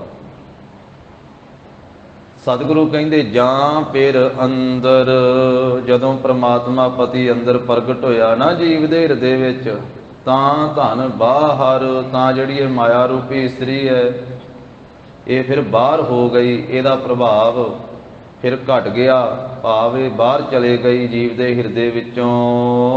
ਜਾਂ ਫਿਰ ਬਾਹਰ ਤਾਂ ਧਨ ਬਾਹਰ। ਤੇ ਜਦੋਂ ਪ੍ਰਮਾਤਮਾ ਪਤੀ ਜੀਵ ਦੇ ਹਿਰਦੇ ਵਿੱਚੋਂ ਬਾਹਰ ਹੈ, ਭਾਵ ਨਹੀਂ ਸਿਮਰਨ ਉਹਦਾ ਕਰਦਾ ਹੈ, ਨਹੀਂ ਪ੍ਰਭੂ ਹਿਰਦੇ ਵਿੱਚ ਪ੍ਰਗਟ ਹੋਇਆ, ਜਦੋਂ ਪ੍ਰਭੂ ਪਤੀ ਬਾਹਰ ਹੈ ਤਾਂ ਧਨ ਮਾਹਰ, ਤਾਂ ਫਿਰ ਮਾਇਆ ਰੂਪੀ ਜਿਹੜੀ ਇਸਤਰੀ ਹੈ ਇਹ ਫਿਰ ਮਾਹਰ ਹੋ ਰਹੀ ਹੈ। ਹਿਰਦੇ ਵਿੱਚ ਇਹਦਾ ਹੀ ਪ੍ਰਭਾਵ ਚੱਲ ਰਿਹਾ ਹੈ। ਫਿਰ ਜਿੰਨੇ ਫੁਰਨੇ ਉੱਠਣਗੇ ਹਿਰਦੇ ਚੋਂ, ਅੰਦਰੋਂ ਮਨ ਦੇ ਖਿਆਲ ਉੱਠਣਗੇ, ਉਹ ਸਾਰੇ ਮਾਇਆ ਵਾਲੇ ਹੀ ਹੋਣਗੇ। ਜਦੋਂ ਪ੍ਰਭੂ ਦਾ ਵਾਸਾ ਨਹੀਂ ਹੈ ਹਿਰਦੇ ਦੇ ਵਿੱਚ, ਪਰਮਾਤਮਾ ਦਾ ਪ੍ਰਗਟ ਹੋਣਾ ਨਹੀਂ ਹੋਇਆ ਹੈ, ਫਿਰ ਤਾਂ ਧਨ ਮਾਹਰ, ਤਾਂ ਉਸ ਮੌਕੇ ਤੇ ਇਹ ਧਨ ਜਿਹੜੀ ਮਾਇਆ ਰੂਪੀ ਇਸਤਰੀ ਹੈ ਇਹ ਮਾਹਰ ਹੋ ਰਹੀ ਹੈ, ਇਹਦਾ ਹਿਰਦੇ ਵਿੱਚ ਪ੍ਰਭਾਵ ਹੈ। ਫਿਰ ਮਾਇਆ ਦਾ ਹੀ ਹੁਕਮ ਚੱਲਦਾ ਹੈ ਹਰ ਵੇਲੇ। ਫਿਰ ਮਾਇਆ ਦੇ ਵਿੱਚ ਉਸ ਤਰ੍ਹਾਂ ਦੇ ਖਿਆਲ ਪੈਦਾ ਹੁੰਦੇ, ਉਹ ਕੁਝ ਜੀਵ ਕਰਨਾ ਚਾਹੁੰਦਾ ਹੈ, ਫਿਰ ਧੰਦੇ ਦੇ ਬਾਰੇ ਜ਼ਿਆਦਾ ਸੋਚਦਾ ਹੈ। ਜਦੋਂ ਪ੍ਰਮਾਤਮਾ ਦਾ ਅੰਦਰ ਵਾਸਾ ਹੈ ਉਦੋਂ ਧਰਮ ਬਾਰੇ ਸੋਚਦਾ ਹੈ, ਤੇ ਜਦੋਂ ਮਾਇਆ ਦਾ ਅੰਦਰ ਵਾਸਾ ਹੈ, ਪ੍ਰਮਾਤਮਾ ਵੱਲੋਂ ਲਿਵ ਟੁੱਟੀ ਹੋਈ ਹੈ, ਤੇ ਫਿਰ ਧੰਦੇ ਬਾਰੇ ਜ਼ਿਆਦਾ ਸੋਚਦਾ ਹੈ। ਫਿਰ ਧੰਦੇ ਦੇ ਵਿੱਚ ਗੁਲਤਾਨ ਰਹਿੰਦਾ ਹੈ ਹਰ ਵੇਲੇ ਵੀ ਸੰਸਾਰੀ ਕਾਰੋਬਾਰ ਕਿਵੇਂ ਵਧਾਇਆ ਜਾਵੇ। ਤੇ ਫਿਰ ਮਾਇਆ ਕਈ ਵਾਰੀ ਇਹਨੂੰ ਐਸੀ ਪੁੱਠੀ ਭੁਆਂਟਲੀ ਵੀ ਦੇ ਦਿੰਦੀ ਹੈ, ਇਸ ਨੂੰ ਠੱਗੀਆਂ ਮਾਰਨ ਵਾਸਤੇ ਵੀ ਪ੍ਰੇਰ ਦਿੰਦੀ ਹੈ, ਚੋਰੀਆਂ ਕਰਨ ਵਾਸਤੇ ਵੀ ਪ੍ਰੇਰ ਦਿੰਦੀ ਹੈ। ਫਿਰ ਜਦੋਂ ਮਾਇਆ ਦਾ ਇਹਦੇ ਤੇ ਪ੍ਰਭਾਵ ਹੈ ਤੇ ਫਿਰ ਇਹ ਹਰ ਇੱਕ ਪਾਸਿਓਂ ਧੰਦਾ ਹੀ ਸੋਚਦਾ ਹੈ। ਫਿਰ ਇਹ ਧਰਮ ਦਾ ਵੀ ਭਾਵੇਂ ਲਿਬਾਸ ਪਹਿਨ ਲਵੇ ਨਾ, ਧਰਮ ਦਾ ਲਿਬਾਸ ਪਹਿਨ ਕੇ ਧਾਰਮਿਕ ਸਥਾਨ ਤੇ ਬੈਠ ਕੇ ਵੀ ਇਹਦੀ ਜਿਹੜੀ ਸੋਚਣੀ ਉਹ ਧੰਦੇ ਵਾਲੀ ਹੁੰਦੀ ਹੈ। ਇੱਥੋਂ ਵੀ ਨਾਮ ਧਨ ਨਹੀਂ ਫਿਰ ਪ੍ਰਾਪਤ ਕਰ ਸਕਦਾ, ਇੱਥੋਂ ਵੀ ਕਹਿੰਦਾ ਵੀ ਦੌਲਤ ਕਿਸ ਤਰੀਕੇ ਦੇ ਨਾਲ ਜ਼ਿਆਦਾ ਕਮਾਈ ਜਾਵੇ, ਰੁਪਈਏ ਕਿਵੇਂ ਮੇਰੇ ਕੋਲੇ ਵੱਧ ਤੋਂ ਵੱਧ ਹਾਸਲ ਹੋਣ। ਫਿਰ ਧਾਰਮਿਕ ਸਥਾਨ ਨੂੰ ਵੀ ਧੰਦਾ ਹੀ ਬਣਾ ਦਿੰਦਾ ਹੈ, ਕਿਉਂਕਿ ਮਾਇਆ ਦਾ ਅਮਰ ਵਰਤਦਾ ਹੈ। ਤੇ ਫਿਰ ਬਾਹਰੀ ਤੌਰ ਤੇ ਭਾਵੇਂ ਧਰਮ ਦਾ ਲਿਬਾਸ ਪਹਿਨ ਲਵੇ, ਧਾਰਮਿਕ ਬਾਣਾ ਪਹਿਨ ਲਵੇ ਪਰ ਅੰਦਰ ਧੰਦਾ ਚੱਲਦਾ, ਅੰਦਰ ਮਾਇਆ ਦਾ ਜੋ ਹੁਕਮ ਹੈ, ਤੇ ਫਿਰ ਅੰਦਰ ਮਾਇਆ ਦਾ ਪ੍ਰਭਾਵ ਹੈ, ਤੇ ਫਿਰ ਧਰਮ ਦੇ ਵਿੱਚੋਂ ਵੀ ਇਹ ਮਾਇਆ ਹੀ ਪ੍ਰਾਪਤ ਕਰਨਾ ਚਾਹੁੰਦਾ। ਫਿਰ ਭਾਵੇਂ ਮੰਦਿਰ ਵਿੱਚ ਬੈਠਾ ਹੋਇਆ ਹੈ, ਭਾਵੇਂ ਗੁਰਦੁਆਰੇ ਵਿੱਚ ਬੈਠਾ ਹੋਇਆ ਹੈ, ਭਾਵੇਂ ਮਸੀਤ ਵਿੱਚ ਬੈਠਾ ਹੋਇਆ ਹੈ, ਉੱਥੇ ਵੀ ਇਹ ਧਰਮ ਨੂੰ ਹਾਸਲ ਨਹੀਂ ਫਿਰ ਕਰਨਾ ਚਾਹੁੰਦਾ। ਇਹ ਕਹਿੰਦਾ ਮੈਨੂੰ ਧੰਦਾ ਪ੍ਰਾਪਤ ਹੋਵੇ, ਵੀ ਆਹ ਕਾਰੋਬਾਰ ਵਧੀਆ ਹੈ, ਬਾਕੀ ਕਾਰੋਬਾਰਾਂ ਨਾਲੋਂ ਚਲੋ ਆਹ ਧਰਮ ਦਾ ਕਾਰੋਬਾਰ, ਇਹ ਵੀ ਕਾਰੋਬਾਰ ਹੀ ਚਲਾ ਲੈਨੇ, ਤੇ ਬਹੁਤਾ ਫਿਰ ਇਹ ਕਾਰੋਬਾਰ ਹੀ ਚੱਲਦਾ ਹੈ। ਉੱਥੋਂ ਧਰਮ ਦੇ ਗੁਣ ਨਹੀਂ ਹਾਸਲ ਕੀਤੇ ਜਾਂਦੇ, ਸਿਰਫ ਮਾਇਆ ਹੀ ਹਾਸਲ ਕਰਨ ਵਾਸਤੇ ਸਭ ਕੁਝ ਕੀਤਾ ਜਾਂਦਾ। ਸੱਜਣ ਠੱਗ ਨੇ ਕੀ ਕੀਤਾ ਸੀ?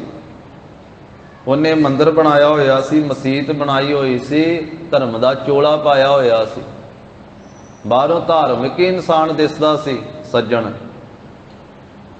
ਤੇ ਲੋਕ ਉਹਦੇ ਕੋਲੇ ਜਾਂਦੇ ਸੀ ਵੀ ਮੰਦਿਰ ਹੈ, ਧਾਰਮਿਕ ਬੰਦਾ ਹੈ, ਚਲੋ ਰਾਤ ਇੱਥੇ ਠਹਿਰਾਂਗੇ। ਰਾਤ ਠਹਿਰਦੇ ਸੀ, ਰੋਟੀ ਪਾਣੀ ਵੀ ਇੱਕ ਵਾਰੀ ਖਵਾ ਦਿੰਦਾ ਸੀ, ਪਰ ਰੋਟੀ ਪਾਣੀ ਵਿੱਚ ਹੀ ਕੋਈ ਇਹੋ ਜਿਹੀ ਦਵਾਈ ਮਿਲਾ ਦਿੰਦਾ ਸੀ ਜਿਸ ਨਾਲ ਉਹ ਬੇਹੋਸ਼ ਹੋ ਜਾਣ। ਬੇਹੋਸ਼ ਹੋ ਜਾਂਦੇ ਸੀ, ਕੱਪੜੇ ਤੱਕ ਲਾਹ ਲੈਂਦਾ ਸੀ, ਹੱਥ ਪੈਰ ਬੰਨ੍ਹ ਕੇ ਖੂਹ ਵਿੱਚੇ ਬਣਾਇਆ ਹੋਇਆ ਸੀ ਮਸੀਤ ਦੇ ਤੇ ਮੰਦਿਰ ਦੇ ਵਿੱਚ, ਰਿਹਾਇਸ਼ ਵੀ ਉੱਥੇ ਦਿੰਦਾ ਸੀ, ਸਰਾਂ ਵੀ ਬਣਾਈ ਹੋਈ ਸੀ ਨਾਲ ਰਹਿਣ ਵਾਸਤੇ।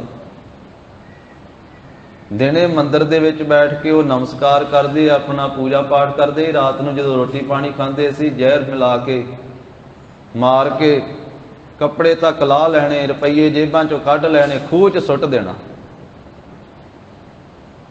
ਮਸੀਤ ਦੇ ਉੱਤੇ ਸ਼ਰਧਾ ਰੱਖਣ ਵਾਲਾ ਮਸੀਤ ਵਿੱਚ ਆਉਂਦਾ ਸੀ, ਮੰਦਿਰ ਤੇ ਸ਼ਰਧਾ ਰੱਖਣ ਵਾਲਾ ਮੰਦਿਰ ਵਿੱਚ ਆਉਂਦਾ ਸੀ, ਪਰ ਉਹਨਾਂ ਨੂੰ ਵਿਚਲੀ ਗੱਲ ਦਾ ਨਹੀਂ ਪਤਾ ਸੀ ਵੀ ਇਹ ਬਾਹਰੋਂ ਹੀ ਦਿਸਦਾ ਧਰਮ ਹੈ, ਅੰਦਰੋਂ ਤੇ ਨੇ ਧੰਦਾ ਬਣਾਇਆ ਹੋਇਆ ਹੈ।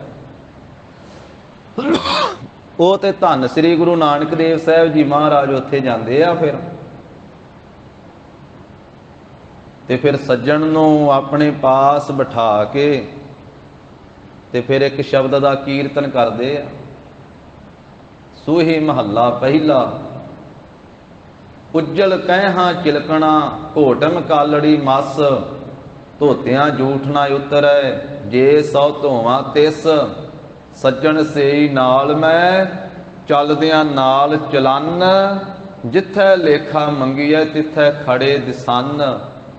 ਇਹ ਤਾਂ ਬਾਬਾ ਜੀ ਨੇ ਫਿਰ ਸ਼ਬਦ ਦੀ ਚੋਟ ਮਾਰੀ, ਉਹਨੂੰ ਪਤਾ ਲੱਗ ਗਿਆ। ਸਤਿਗੁਰਾਂ ਨੇ ਦੱਸ ਦਿੱਤਾ ਤੇਰਾ ਨਾਮ ਸੱਜਣ ਹੈ, ਪਰ ਤੂੰ ਹੈ ਸੱਜਣ ਨਹੀਂ, ਤੂੰ ਹੈ ਠੱਗ ਹੈ। ਤੂੰ ਬਾਹਰੋਂ ਸਾਧੂ ਵਾਲਾ ਲਿਬਾਸ ਧਾਰਨ ਕੀਤਾ, ਅੰਦਰ ਚੋਰ ਹੈ। ਬਾਹਰੋਂ ਤੂੰ ਸੱਜਣ ਆਪਣਾ ਨਾਮ ਰੱਖਿਆ, ਅੰਦਰ ਤੋਂ ਠੱਗ ਹੈ, ਤੇ ਠੱਗ ਵੀ ਬੜਾ ਵੱਡਾ, ਤੂੰ ਧਰਮ ਦੇ ਨਾਂ ਤੇ ਠੱਗੀ ਮਾਰਦਾ। ਇੱਕ ਬਾਹਰ ਠੱਗ ਹੁੰਦੇ ਆ ਠੱਗੀਆਂ ਮਾਰਨ ਵਾਲੇ, ਇੱਕ ਧਾਰਮਿਕ ਸਥਾਨ ਤੇ ਬੈਠ ਕੇ ਤੂੰ ਧਰਮੀ ਲਿਬਾਸ ਪਹਿਨ ਕਰਕੇ ਤੂੰ ਠੱਗੀ ਮਾਰਦਾ, ਤੂੰ ਬਹੁਤ ਵੱਡਾ ਠੱਗ। ਤੇਰੀ ਹਾਲਤ ਤੇ ਉਜਲੇ ਕਹਿ ਵਰਗੀ ਆ।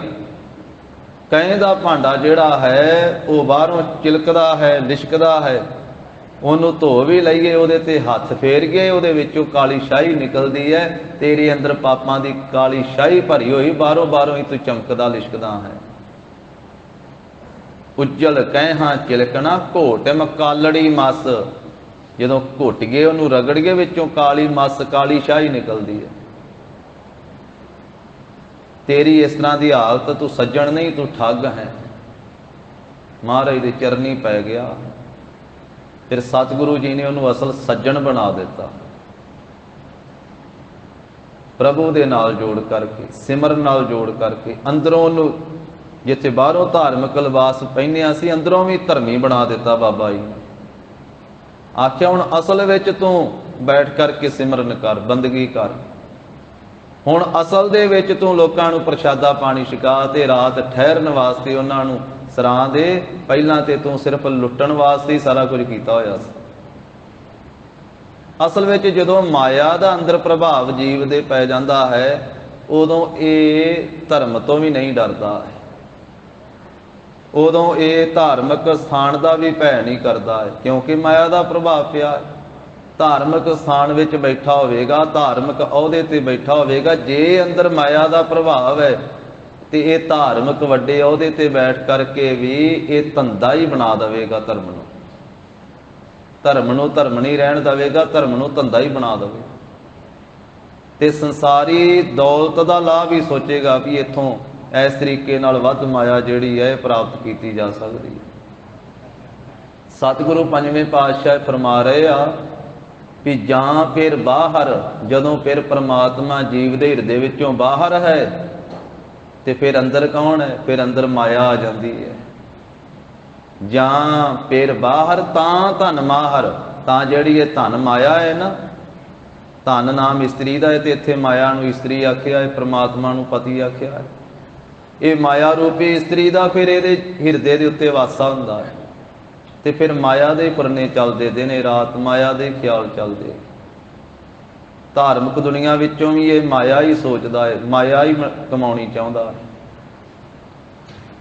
ਇਸ ਤਰ੍ਹਾਂ ਦੀ ਇਹਦੀ ਹਾਲਤ ਹੋ ਜਾਂਦੀ। ਮਹਾਰਾਜ ਕਹਿੰਦੇ ਫਿਰ ਇਹ ਮਾਇਆ ਹੀ ਮਾਹਰ ਬਣ ਜਾਂਦੀ। ਮਾਹਰ ਦਾ ਅਰਥ ਚੌਧਰਾਣੀ ਕੀਤਾ ਕਈਆਂ ਗੁਰਮੁਖਾਂ ਨੇ ਕਿ ਮਾਇਆ ਹੀ ਚੌਧਰਾਣੀ ਬਣ ਜਾਂਦੀ, ਚੌਧਰੀ ਬਣ ਜਾਂਦੀ ਹੈ।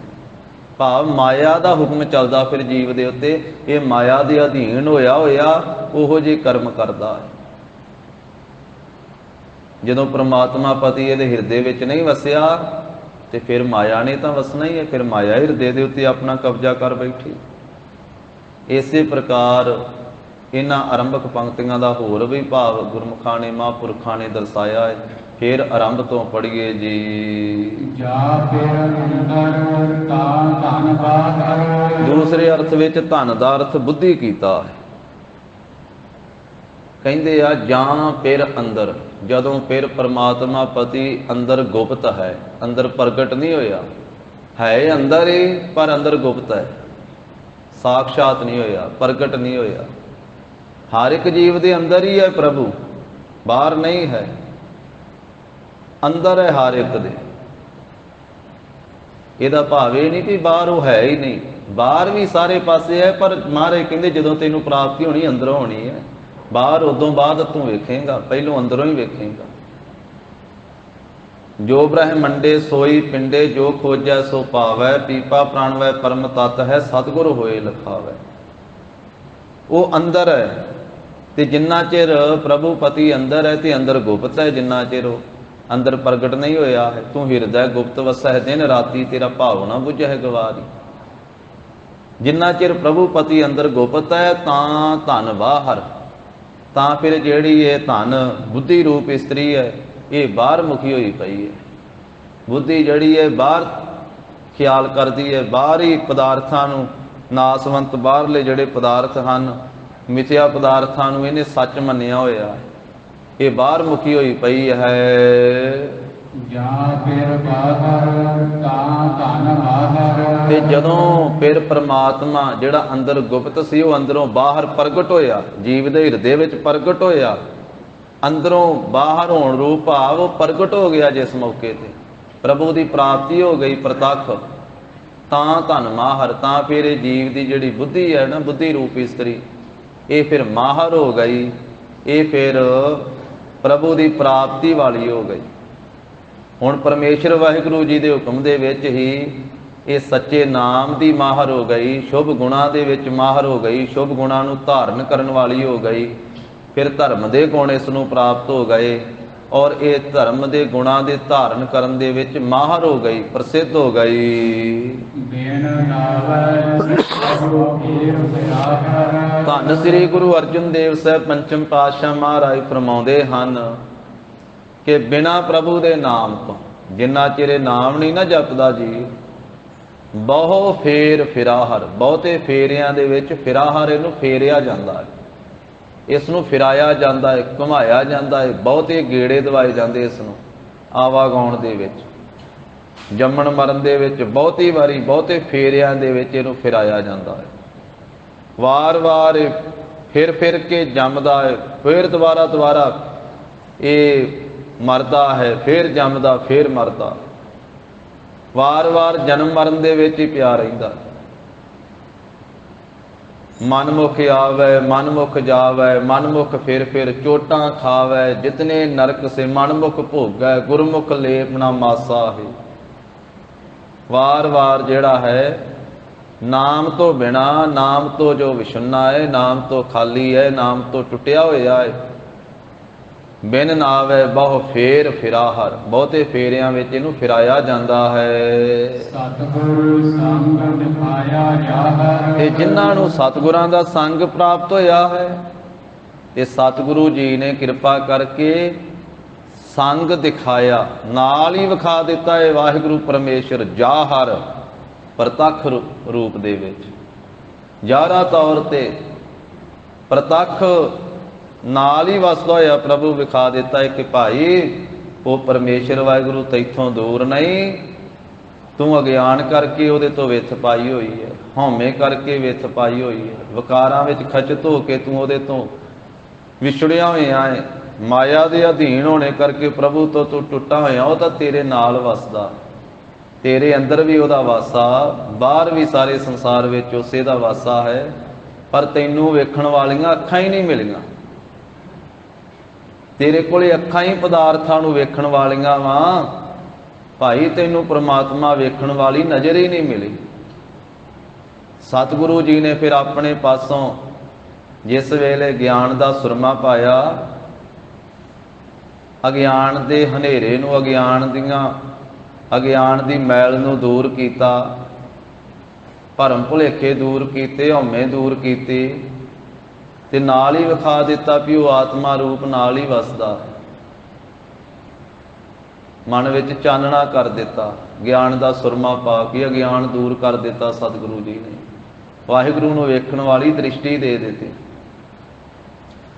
ਗਿਆਨ ਅੰਜਨ ਗੁਰ ਦੀਆ, ਗਿਆਨ ਅੰਜਨ ਗੁਰ ਦੀਆ, ਗਿਆਨ ਅੰਜਨ ਗੁਰ ਦੀਆ, ਗਿਆਨ ਅੰਜਨ ਗੁਰ ਦੀਆ, ਅਗਿਆਨ ਅੰਧੇਰ ਬਿਨਾਸ, ਅਗਿਆਨ ਅੰਧੇਰ ਬਿਨਾਸ, ਗਿਆਨ ਅੰਧੇਰ ਬਿਨਾਸ, ਅਗਿਆਨ ਅੰਧੇਰ ਬਿਨਾਸ, ਹਰ ਕਿਰਪਾ ਤੇ ਸੰਤ ਭੇਟਿਆ, ਹਰ ਕਿਰਪਾ ਤੇ ਸੰਤ ਭੇਟਿਆ, ਹਰ ਕਿਰਪਾ ਤੇ ਸੰਤ ਭੇਟਿਆ, ਹਰ ਕਿਰਪਾ ਤੇ ਸੰਤ ਭੇਟਿਆ, ਨਾਨਕ ਮਨ ਪਰਗਾਸ, ਨਾਨਕ ਮਨ ਪਰਗਾਸ, ਨਾਨਕ ਮਨ ਪਰਗਾਸ, ਨਾਨਕ ਮਨ ਪਰਗਾਸ। ਸਤਿਗੁਰੂ ਜੀ ਨੇ ਕਿਰਪਾ ਕਰਕੇ ਮਨ ਵਿੱਚ ਚਾਨਣਾ ਕਰ ਦਿੱਤਾ। ਹਨੇਰੇ ਦੇ ਵਿੱਚ ਠੇਡੇ ਖਾਂਦਾ ਫਿਰਦਾ ਸੀ, ਹਨੇਰੇ ਵਿੱਚ ਨਹੀਂ ਸੀ ਦਿਸ ਰਹੇ ਪ੍ਰਭੂ ਜੀ, ਹੁਣ ਪ੍ਰਕਾਸ਼ ਕਰ ਦਿੱਤਾ। ਵਾਹਿਗੁਰੂ ਦੇ ਪ੍ਰਤੱਖ ਦਰਸ਼ਨ ਕਰ ਲਏ। ਸਤਿਗੁਰ ਸੰਗ ਦਿਖਾਇਆ ਜਾਹਰ, ਬਾਹਰ ਢੂੰਡਣ ਤੇ ਛੂਟ ਪਰੇ, ਗੁਰ ਘਰ ਹੀ ਮਾਹੇ ਦਿਖਾਇਆ ਥਾ। ਮਿਰਗ ਝਾੜੀਆਂ ਦੇ ਵਿੱਚ ਭੱਜਾ ਫਿਰਦਾ ਸੀ, ਖਿਆਲ ਸੀ ਉਹਦਾ ਵੀ ਸ਼ਾਇਦ ਖੁਸ਼ਬੂ ਜਿਹੜੀ ਹੈ, ਸੁਗੰਧੀ ਹੈ, ਉਹ ਝਾੜੀਆਂ ਵਿੱਚੋਂ ਆਉਂਦੀ ਹੈ, ਪਰ ਝਾੜੀਆਂ ਵਿੱਚੋਂ ਨਹੀਂ ਸੀ ਆਉਂਦੀ ਖੁਸ਼ਬੂ, ਉਹ ਸੁਗੰਧੀ ਮਿਰਗ ਦੀ ਨਾਭੀ ਵਿੱਚੋਂ ਆਉਂਦੀ ਸੀ, ਕਿਉਂਕਿ ਉਹਦੀ ਨਾਭੀ ਦੇ ਵਿੱਚ ਹੀ ਕਸਤੂਰੀ ਹੈ।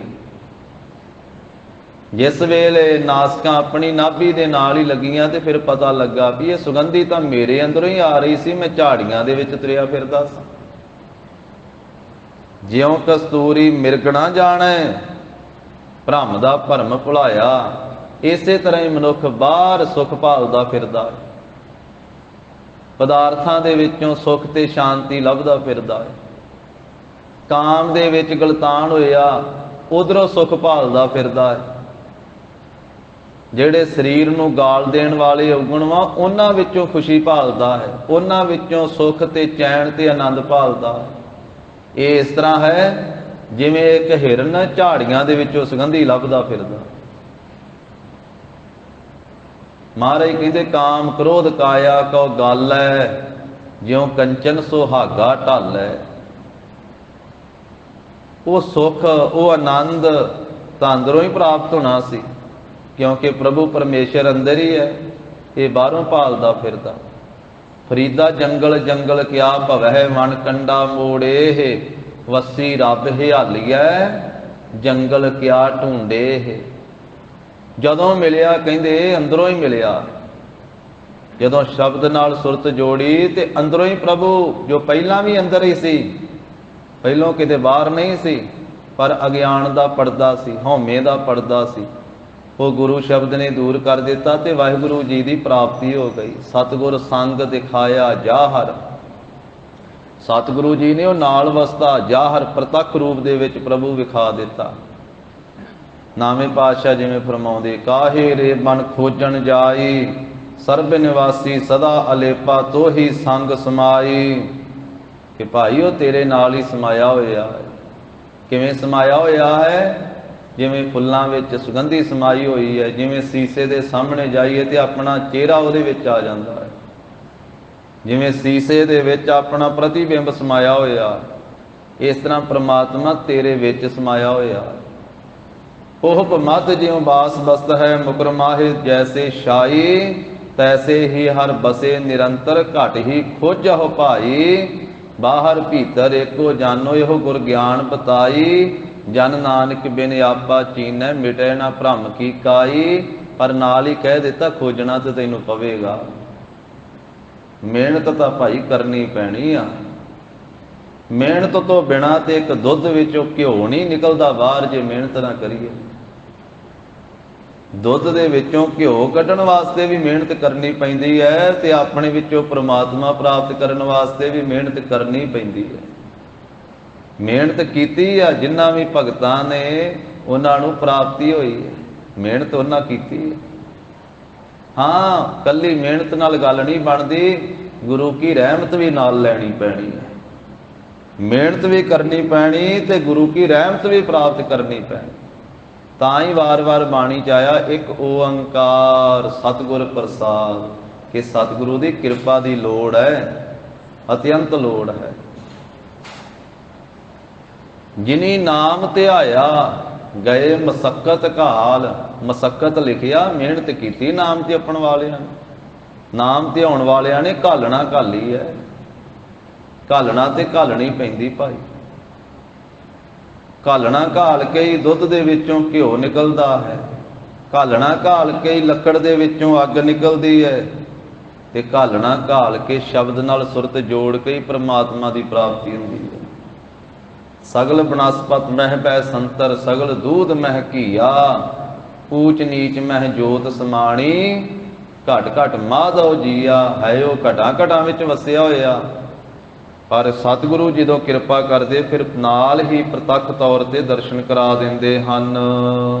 ਜਨ ਨਾਨਕ ਸੱਚੇ ਸੱਚ ਸਮਾਹਰ, ਜਿਨ੍ਹਾਂ ਨੂੰ ਜ਼ਾਹਰ ਤੌਰ ਤੇ ਪ੍ਰਤੱਖ ਤੌਰ ਤੇ ਵਾਹਿਗੁਰੂ ਪਰਮੇਸ਼ਰ ਦੇ ਦਰਸ਼ਨ ਕਰਾ ਦਿੱਤੇ, ਮਹਾਰਾਜ ਕਹਿੰਦੇ ਉਹ ਜਨ ਸੱਚੇ ਪਰਮੇਸ਼ਰ ਦੇ ਨਾਲ ਸੱਚ ਸੱਚਾ ਨਿਸ਼ਚਾ ਕਰਕੇ ਸਮਾਹਰ, ਉਹ ਸਮਾ ਗਏ। ਉਹਨਾਂ ਨੂੰ ਸੱਚਾ ਸਮਾਹੜਾ, ਸੱਚਾ ਆਨੰਦ ਪ੍ਰਾਪਤ ਹੋਇਆ ਤੇ ਉਹ ਸੱਚੇ ਨਾਲ ਸਮਾ ਗਏ, ਅਭੇਦ ਹੋ ਗਏ। ਮਹੱਲਾ ਪੰਜਵਾਂ। ਅਗਲੇ ਸ਼ਲੋਕ ਵਿੱਚ ਧੰਨ ਸ੍ਰੀ ਗੁਰੂ ਅਰਜਨ ਦੇਵ ਸਾਹਿਬ ਜੀ ਮਹਾਰਾਜ ਹੋਰ ਬਖਸ਼ਿਸ਼ ਕਰਕੇ ਸਿੱਖਿਆ ਦਿੰਦੇ ਹਨ। ਆਹਰ ਸਭ ਕਰਤਾ ਹੈ, ਆਹਰ ਨਾਮ ਹੈ ਕੰਮਾਂ ਦਾ, ਤੇ ਆਹਰ ਨਾਮ ਹੈ ਉਦਮ ਉਪਰਾਲਿਆਂ ਦਾ।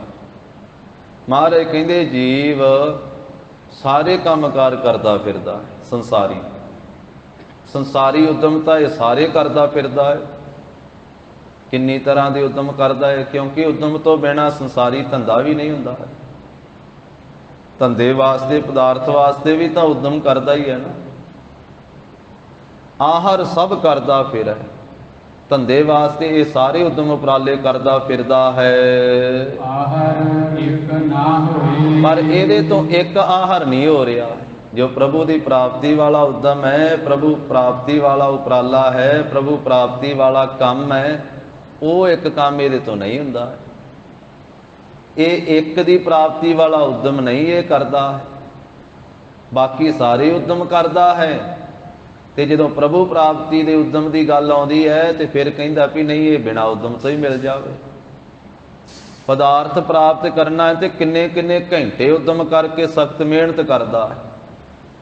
ਮਾਇਆ ਪ੍ਰਾਪਤੀ ਕਰਨ ਵਾਸਤੇ 8-8 10-10 ਘੰਟੇ ਨੌਕਰੀ ਕਰਦਾ ਹੈ। ਜੇ ਖੇਤੀਬਾੜੀ ਕਰਦਾ ਹੈ ਤੇ ਫਿਰ ਕਿੰਨਾ ਉਦਮ ਉਪਰਾਲਾ ਕਰਦਾ ਹੈ, ਰਾਤਾਂ ਨੂੰ ਜਾਗ ਜਾਗ ਕੇ ਵੀ ਪਾਣੀ ਲਾਉਂਦਾ ਹੈ। ਵਾਰੀ ਨਾ ਚਲੇ ਜਾਵੇ, ਝੋਨਾ ਸੁੱਕਾ ਨਾ ਰਹਿ ਜਾਵੇ। ਦਿਨੇ ਵੀ ਕਿੰਨੀ ਮਿਹਨਤ ਕਰਕੇ ਪਾਣੀ ਲਾਉਂਦਾ ਹੈ। ਦੁਕਾਨ ਤੇ ਸਵੇਰ ਤੋਂ ਲੈ ਕੇ ਸੂਰਜ ਚੜ੍ਹਨ ਤੋਂ ਲੈ ਕੇ ਸੂਰਜ ਅਸਤ ਹੋਣ ਤੀਕ ਬੈਠਾ ਹੀ ਰਹਿੰਦਾ ਹੈ, ਗਾਹਕਾਂ ਨੂੰ ਉਡੀਕਦਾ ਹੀ ਰਹਿੰਦਾ ਹੈ। ਮਾਇਆ ਵਾਸਤੇ, ਪਦਾਰਥ ਵਾਸਤੇ ਕਿੰਨੇ ਉਦਮ ਉਪਰਾਲੇ ਕਰਦਾ ਹੈ, ਪਰ ਇੱਕ ਵਾਹਿਗੁਰੂ ਦੀ ਪ੍ਰਾਪਤੀ ਵਾਸਤੇ ਮਹਾਰਾਜ ਕਹਿੰਦੇ ਉਦਮ ਕਰਦਾ ਹੀ ਨਹੀਂ ਗਾ। ਜਿਹੜਾ ਇੱਕ ਉਦਮ ਕਰਨਾ ਹੈ ਵਾਹਿਗੁਰੂ ਦੀ ਪ੍ਰਾਪਤੀ ਵਾਲਾ, ਉਸ ਵੇਲੇ ਇਹ ਆਲਸੀ ਬਣ ਜਾਂਦਾ ਹੈ। ਪਦਾਰਥ ਵਾਸਤੇ ਕਿੰਨਾ ਉਦਮ ਕਰਦਾ ਹੈ ਤੇ ਪ੍ਰਮਾਤਮਾ ਵਾਸਤੇ ਕੋਈ ਉਦਮ ਨਹੀਂ ਕਰਦਾ ਹੈ। ਫਿਰ ਕਹਿੰਦਾ ਵੀ ਇਹ ਤਾਂ ਉਦਮ ਦੀ ਲੋੜ ਹੀ ਨਹੀਂ ਹੈ।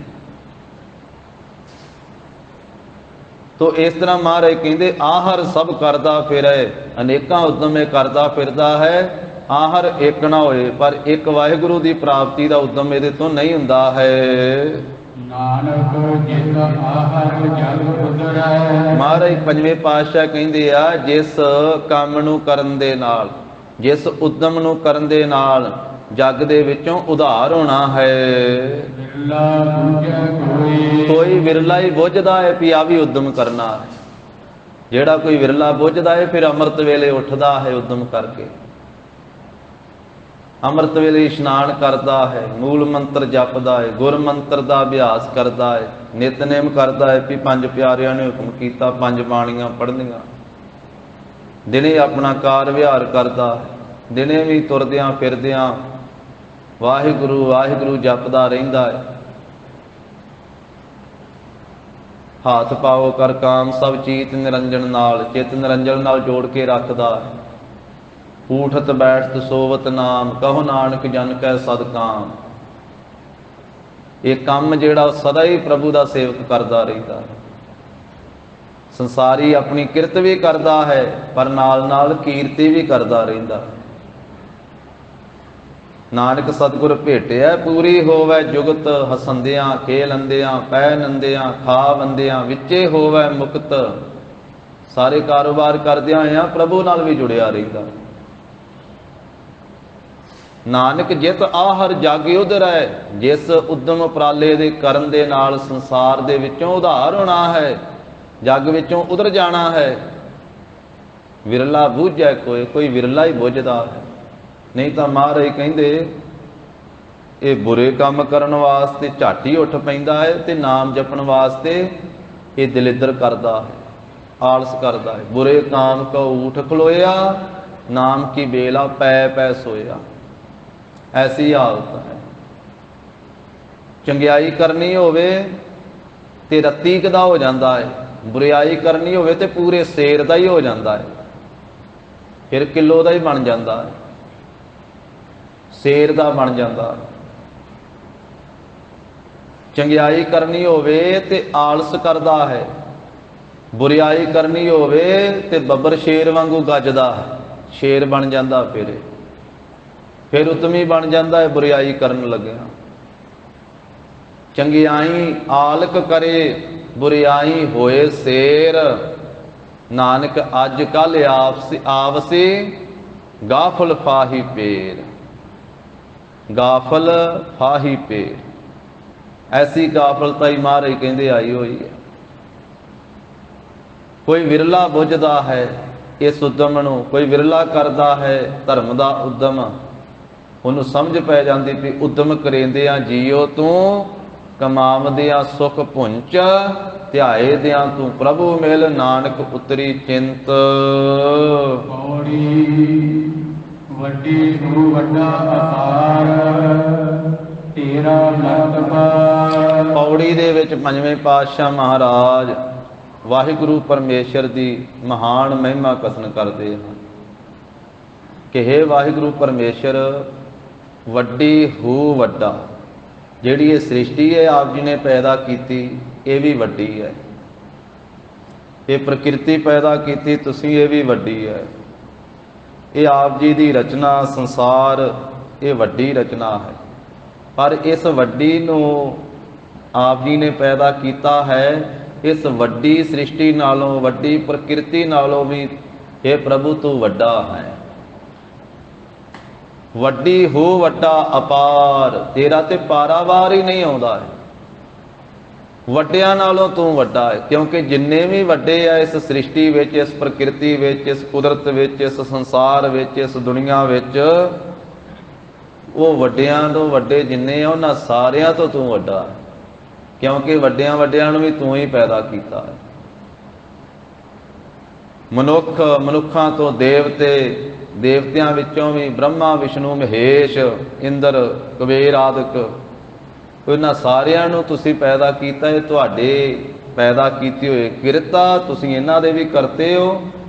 ਵੱਡਿਆਂ ਨਾਲੋਂ ਵੱਡਾ ਆਪ ਜੀ ਦਾ ਮਰਤਬਾ ਹੈ, ਤੇਰਾ ਮਰਤਬਾ, ਜਿਹੜਾ ਮਰਤਬਾ ਤੇਰਾ ਅਹੁਦਾ ਹੈ, ਤੇਰਾ ਮੁਰਾਤਬਾ ਹੈ, ਜੋ ਤੇਰਾ ਸਥਾਨ ਹੈ, ਉਹ ਸਭ ਨਾਲੋਂ ਵੱਡਾ ਹੈ, ਕਿਉਂਕਿ ਤੇਰਾ ਪਾਰਾਵਾਰ ਹੀ ਨਹੀਂ ਪਾਇਆ ਜਾ ਸਕਦਾ। ਇਹ ਜਿੰਨੀਆਂ ਸ੍ਰਿਸ਼ਟੀਆਂ, ਇਹ ਤਾਂ ਤੁਸੀਂ ਆਪਣੇ ਇੱਕ ਇੱਕ ਰੋਮ ਵਿੱਚ ਕਰੋੜਾਂ ਖੰਡ ਬ੍ਰਹਿਮੰਡ ਰੱਖੇ ਹੋਏ, ਤੁਸੀਂ ਇੰਨੇ ਵੱਡੇ ਹੋ। ਰੋਮ ਰੋਮ ਕੋਟ ਬ੍ਰਹਿਮੰਡ ਕੋ ਨਿਵਾਸ ਜਾਸ, ਮਾਨਸ ਤੇ ਅਵਤਾਰ ਧਾਰ ਦਰਸ ਦਿਖਾਏ ਹੈ, ਕੋਟ ਬ੍ਰਹਿਮੰਡ ਕੋ ਠਾਕੁਰ ਸੁਆਮੀ। ਇਹ ਵੱਡਾ ਬ੍ਰਹਿਮੰਡ, ਵੱਡੀ ਸ੍ਰਿਸ਼ਟੀ, ਇਹੋ ਜਿਹੀਆਂ ਕਰੋੜਾਂ ਸ੍ਰਿਸ਼ਟੀਆਂ ਤੁਸੀਂ ਆਪਣੇ ਇੱਕ ਇੱਕ ਰੋਮ ਵਿੱਚ ਰੱਖੀਆਂ ਹੋਈਆਂ, ਤੁਸੀਂ ਏਡੇ ਵੱਡੇ ਹੋ। ਤੁਹਾਡਾ ਤੇ ਇੱਕ ਬੋਲ ਹੀ ਏਡਾ ਵੱਡਾ, ਇਸ ਸ੍ਰਿਸ਼ਟੀ ਨਾਲੋਂ ਵੀ ਵੱਡਾ ਇੱਕ ਬੋਲ, ਕਿਉਂਕਿ ਤੁਸੀਂ ਇੱਕ ਬੋਲ ਬੋਲਦੇ ਹੋ ਤੇ ਸ੍ਰਿਸ਼ਟੀ ਪੈਦਾ ਹੋ ਜਾਂਦੀ ਹੈ। ਕਈ ਧਰਤੀਆਂ ਪੈਦਾ ਹੋ ਜਾਂਦੀਆਂ, ਕਈ ਆਕਾਸ਼ ਪੈਦਾ ਹੋ ਜਾਂਦੇ, ਲੱਖਾਂ ਪਤਾਲ, ਲੱਖਾਂ ਆਕਾਸ਼ ਪੈਦਾ ਹੋ ਜਾਂਦੇ, ਕਰੋੜਾਂ ਅਰਬਾਂ ਖਰਬਾਂ ਤਰ੍ਹਾਂ ਦੀ ਸ੍ਰਿਸ਼ਟੀ ਪੈਦਾ ਕਰ ਦਿੰਦੇ ਹੋ, 84 ਲੱਖ ਜੂਨਾਂ ਪੈਦਾ ਕਰ ਦਿੰਦੇ ਹੋ, ਸਿਰਫ ਇੱਕ ਫੁਰਨੇ ਮਾਤਰ ਨਾਲ, ਇੱਕ ਬੋਲ ਬੋਲਣ ਨਾਲ ਹੀ।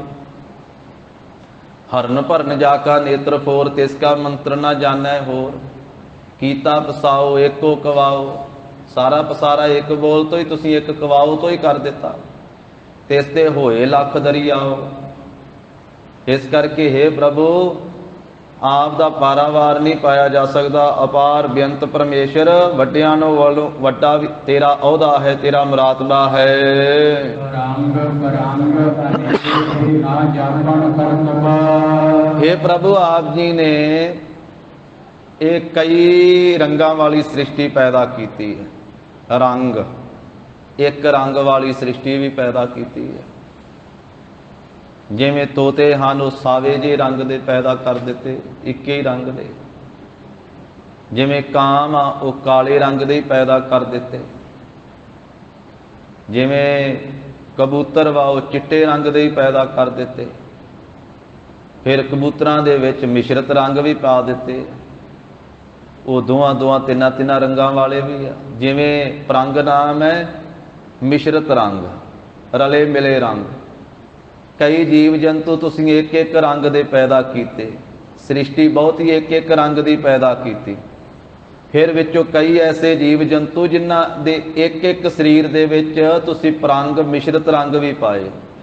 ਹੁਣ ਮੋਰ ਇੱਕੋ ਹੀ ਆ, ਤੇ ਇੱਕੇ ਮੋਰ ਦੇ ਵਿੱਚ ਕਿੰਨੇ ਤਰ੍ਹਾਂ ਦੇ ਰੰਗ ਭਰ ਦਿੱਤੇ ਪਰਮੇਸ਼ਰ ਨੇ, ਕਿੰਨੇ ਤਰ੍ਹਾਂ ਦੇ ਰੰਗ ਪਾ ਦਿੱਤੇ। ਤਿੱਤਰ ਆਦਿਕ, ਉਹਦੇ 'ਚ ਕਿੰਨੇ ਰੰਗ ਪਾਏ ਹੋਏ। ਰੰਗ ਪਰੰਗ ਅਨੇਕ, ਇਹ ਅਨੇਕ ਤਰ੍ਹਾਂ ਦੀ ਜਿਹੜੀ ਸ੍ਰਿਸ਼ਟੀ ਹੈ, ਇੱਕ ਇੱਕ ਰੰਗ ਵਾਲੀ ਵੀ ਹੈ ਤੇ ਪਰੰਗ ਮਿਸ਼ਰਤ ਰੰਗਾਂ ਵਾਲੀ ਵੀ ਹੈ, ਕਈ ਰੰਗਾਂ ਵਾਲੀ ਵੀ ਹੈ। ਇੱਕ ਰੰਗ ਵਾਲੀ ਵੀ ਸ੍ਰਿਸ਼ਟੀ ਤੁਸੀਂ ਪੈਦਾ ਕੀਤੀ ਹੈ।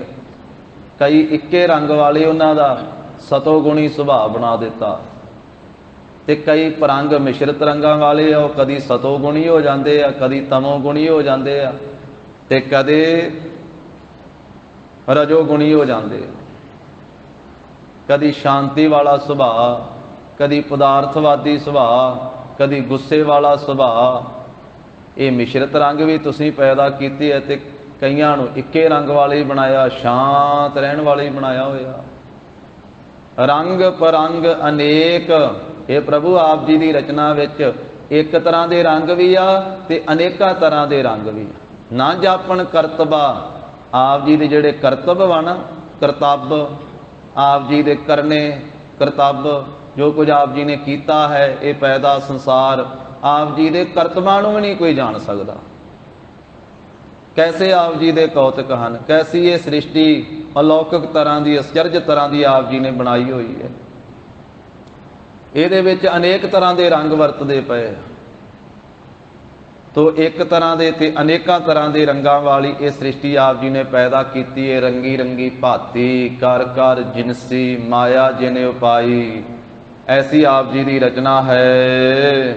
ਜੀਆ ਅੰਦਰ ਜੀਉ ਸਭ ਕਿਛ ਜਾਣ ਲਾ। ਤੇ ਜੀਆਂ ਦੇ ਅੰਦਰ, ਜੀਵਾਂ ਜੰਤੂਆਂ ਦੇ ਅੰਦਰ ਜੀਓ, ਜੀਵਾਤਮਾ ਵੀ ਤੁਸੀਂ ਪਾਈ ਹੈ।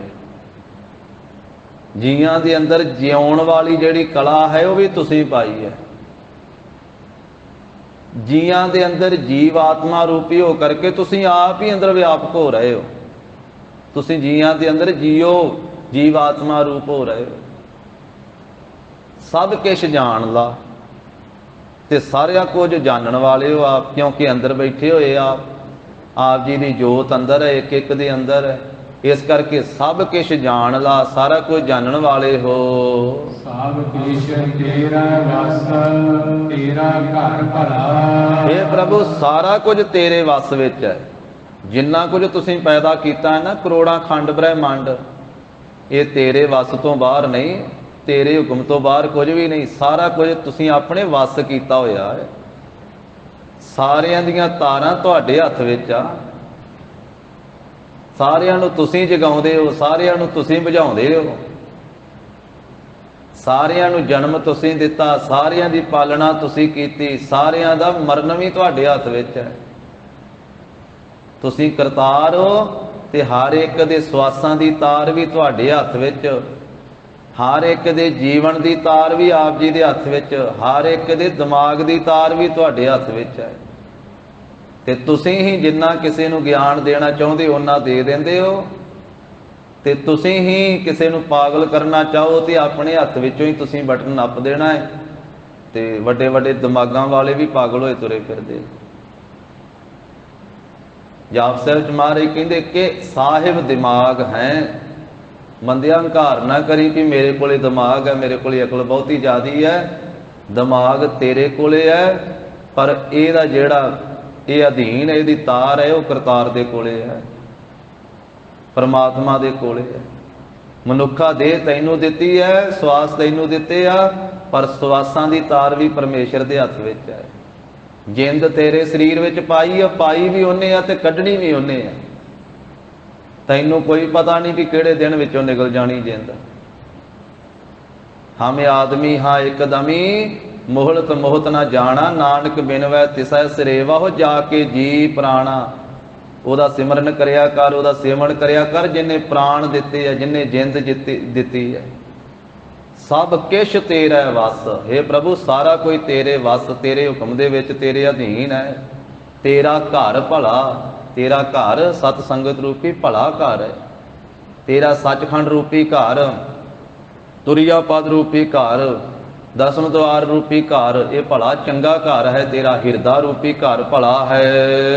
ਤੇਰਾ ਘਰ ਆਨੰਦ ਵਧਾਈ ਦੁਧ ਘਰ। ਸਤ ਸੰਗਤ ਰੂਪੀ ਤੇਰੇ ਘਰ ਦੇ ਵਿੱਚ ਸਦਾ ਹੀ ਆਨੰਦ ਬਣਿਆ ਰਹਿੰਦਾ ਹੈ, ਔਰ ਇਸ ਘਰ ਦੇ ਵਿੱਚੋਂ ਹੀ ਜੀਵਾਂ ਨੂੰ ਆਨੰਦ ਪ੍ਰਾਪਤ ਹੁੰਦਾ ਹੈ। ਵਧਾਈ ਤੁਧ ਘਰ, ਤੇ ਤੇਰੇ ਸਤ ਸੰਗਤ ਰੂਪੀ ਘਰ ਦੇ ਵਿੱਚ ਹਮੇਸ਼ਾ ਵਧਾਈਆਂ ਦਿੱਤੀਆਂ ਜਾਂਦੀਆਂ। ਇੱਥੇ ਜਿਹੜਾ ਆਉਂਦਾ ਹੈ, ਗੁਰੂ ਕੇ ਦਰਸ਼ਨ ਕਰਦਾ ਹੈ, ਗੁਰੂ ਕੀ ਬਾਣੀ ਪੜ੍ਹਦਾ ਸੁਣਦਾ ਹੈ, ਕਥਾ ਕੀਰਤਨ ਸਰਵਣ ਕਰਦਾ ਹੈ, ਤੇ ਧੰਨ ਸ੍ਰੀ ਗੁਰੂ ਰਾਮਦਾਸ ਸਾਹਿਬ ਜੀ ਵਧਾਈਆਂ ਦਿੰਦੇ ਸਾਰਿਆਂ ਨੂੰ, ਕਿਉਂਕਿ ਇਸ ਘਰ ਵਿੱਚ ਨਿਤਾ ਪ੍ਰਤੀ ਵਧਾਈਆਂ ਮਿਲਦੀਆਂ। ਵਧਾਈ ਦਾ ਅਰਥ ਹੁੰਦਾ ਹੈ ਵਾਧਾ ਹੋਵੇ। ਸੰਸਾਰੀ ਤੌਰ ਤੇ ਘਰਾਂ ਵਿੱਚ ਵਧਾਈ ਉਦੋਂ ਦਿੱਤੀ ਜਾਂਦੀ ਜਦੋਂ ਕਿਸੇ ਦੇ ਘਰ ਵਿੱਚ ਅੱਗੇ ਸੰਤਾਨ ਪੈਦਾ ਹੁੰਦੀ ਹੈ, ਫਿਰ ਵਧਾਈ ਦਿੱਤੀ ਜਾਂਦੀ ਹੈ। ਰਿਸ਼ਤੇਦਾਰ ਵਧਾਈਆਂ ਦਿੰਦੇ, ਵਧਾਈ ਹੋਵੇ ਜੀ। ਤੇ ਇਸ ਘਰ ਵਿੱਚ ਸਦਾ ਹੀ ਵਧਾਈਆਂ ਦਿੱਤੀਆਂ ਜਾਂਦੀਆਂ। ਮਹਾਰਾਜ ਕਹਿੰਦੇ ਨਾਮ ਦਾ ਵਾਧਾ ਹੋਵੇ, ਸ਼ੁਭ ਗੁਣਾਂ ਦਾ ਵਾਧਾ ਹੋਵੇ। ਗੁਰਸਿੱਖਾਂ ਮਨ ਵਧਾਈਆਂ, ਜਿਨੀ ਮੇਰਾ ਸਤਿਗੁਰੂ ਡਿੱਠਾ ਰਾਮ ਰਾਜੇ। ਗੁਰੂ ਕੇ ਦਰਸ਼ਨ ਕਰਨ ਵਾਲਿਆਂ ਨੂੰ ਵਧਾਈਆਂ ਦਿੱਤੀਆਂ ਜਾਂਦੀਆਂ ਕਿ ਭਾਈ ਵਧੋ ਫੁੱਲੋ ਤੁਸੀਂ ਸ਼ੁਭ ਗੁਣਾਂ ਦੇ ਵਿੱਚ। ਨਾਮ ਦਾ ਵਾਧਾ ਹੋਵੇ, ਹੋਰ ਜਪੋ। ਗੁਰਸਿੱਖਾਂ ਮਨ ਵਧਾਈਆਂ, ਜਿਨੀ ਮੇਰਾ ਸਤਿਗੁਰੂ ਡਿੱਠਾ ਰਾਮ ਰਾਜੇ। ਕੋਈ ਕਰ ਗੱਲ ਸੁਣਾਵੇ ਹਰ ਨਾਮ ਕੀ, ਸੋ ਲੱਗੈ ਗੁਰਸਿੱਖਾਂ ਮਨ ਮਿੱਠਾ। ਤੇਰੇ ਸੱਚਖੰਡ ਦਰਬਾਰ ਦੇ ਵਿੱਚ ਸਦਾ ਹੀ ਆਨੰਦ ਹੈ, ਤੇਰੇ ਘਰ ਦੇ ਵਿੱਚ ਸਦਾ ਹੀ ਵਧਾਈਆਂ ਦਿੱਤੀਆਂ ਜਾਂਦੀਆਂ, ਇੱਥੇ ਵਾਧਾ ਹੀ ਦਿੱਤਾ ਜਾਂਦਾ ਹੈ।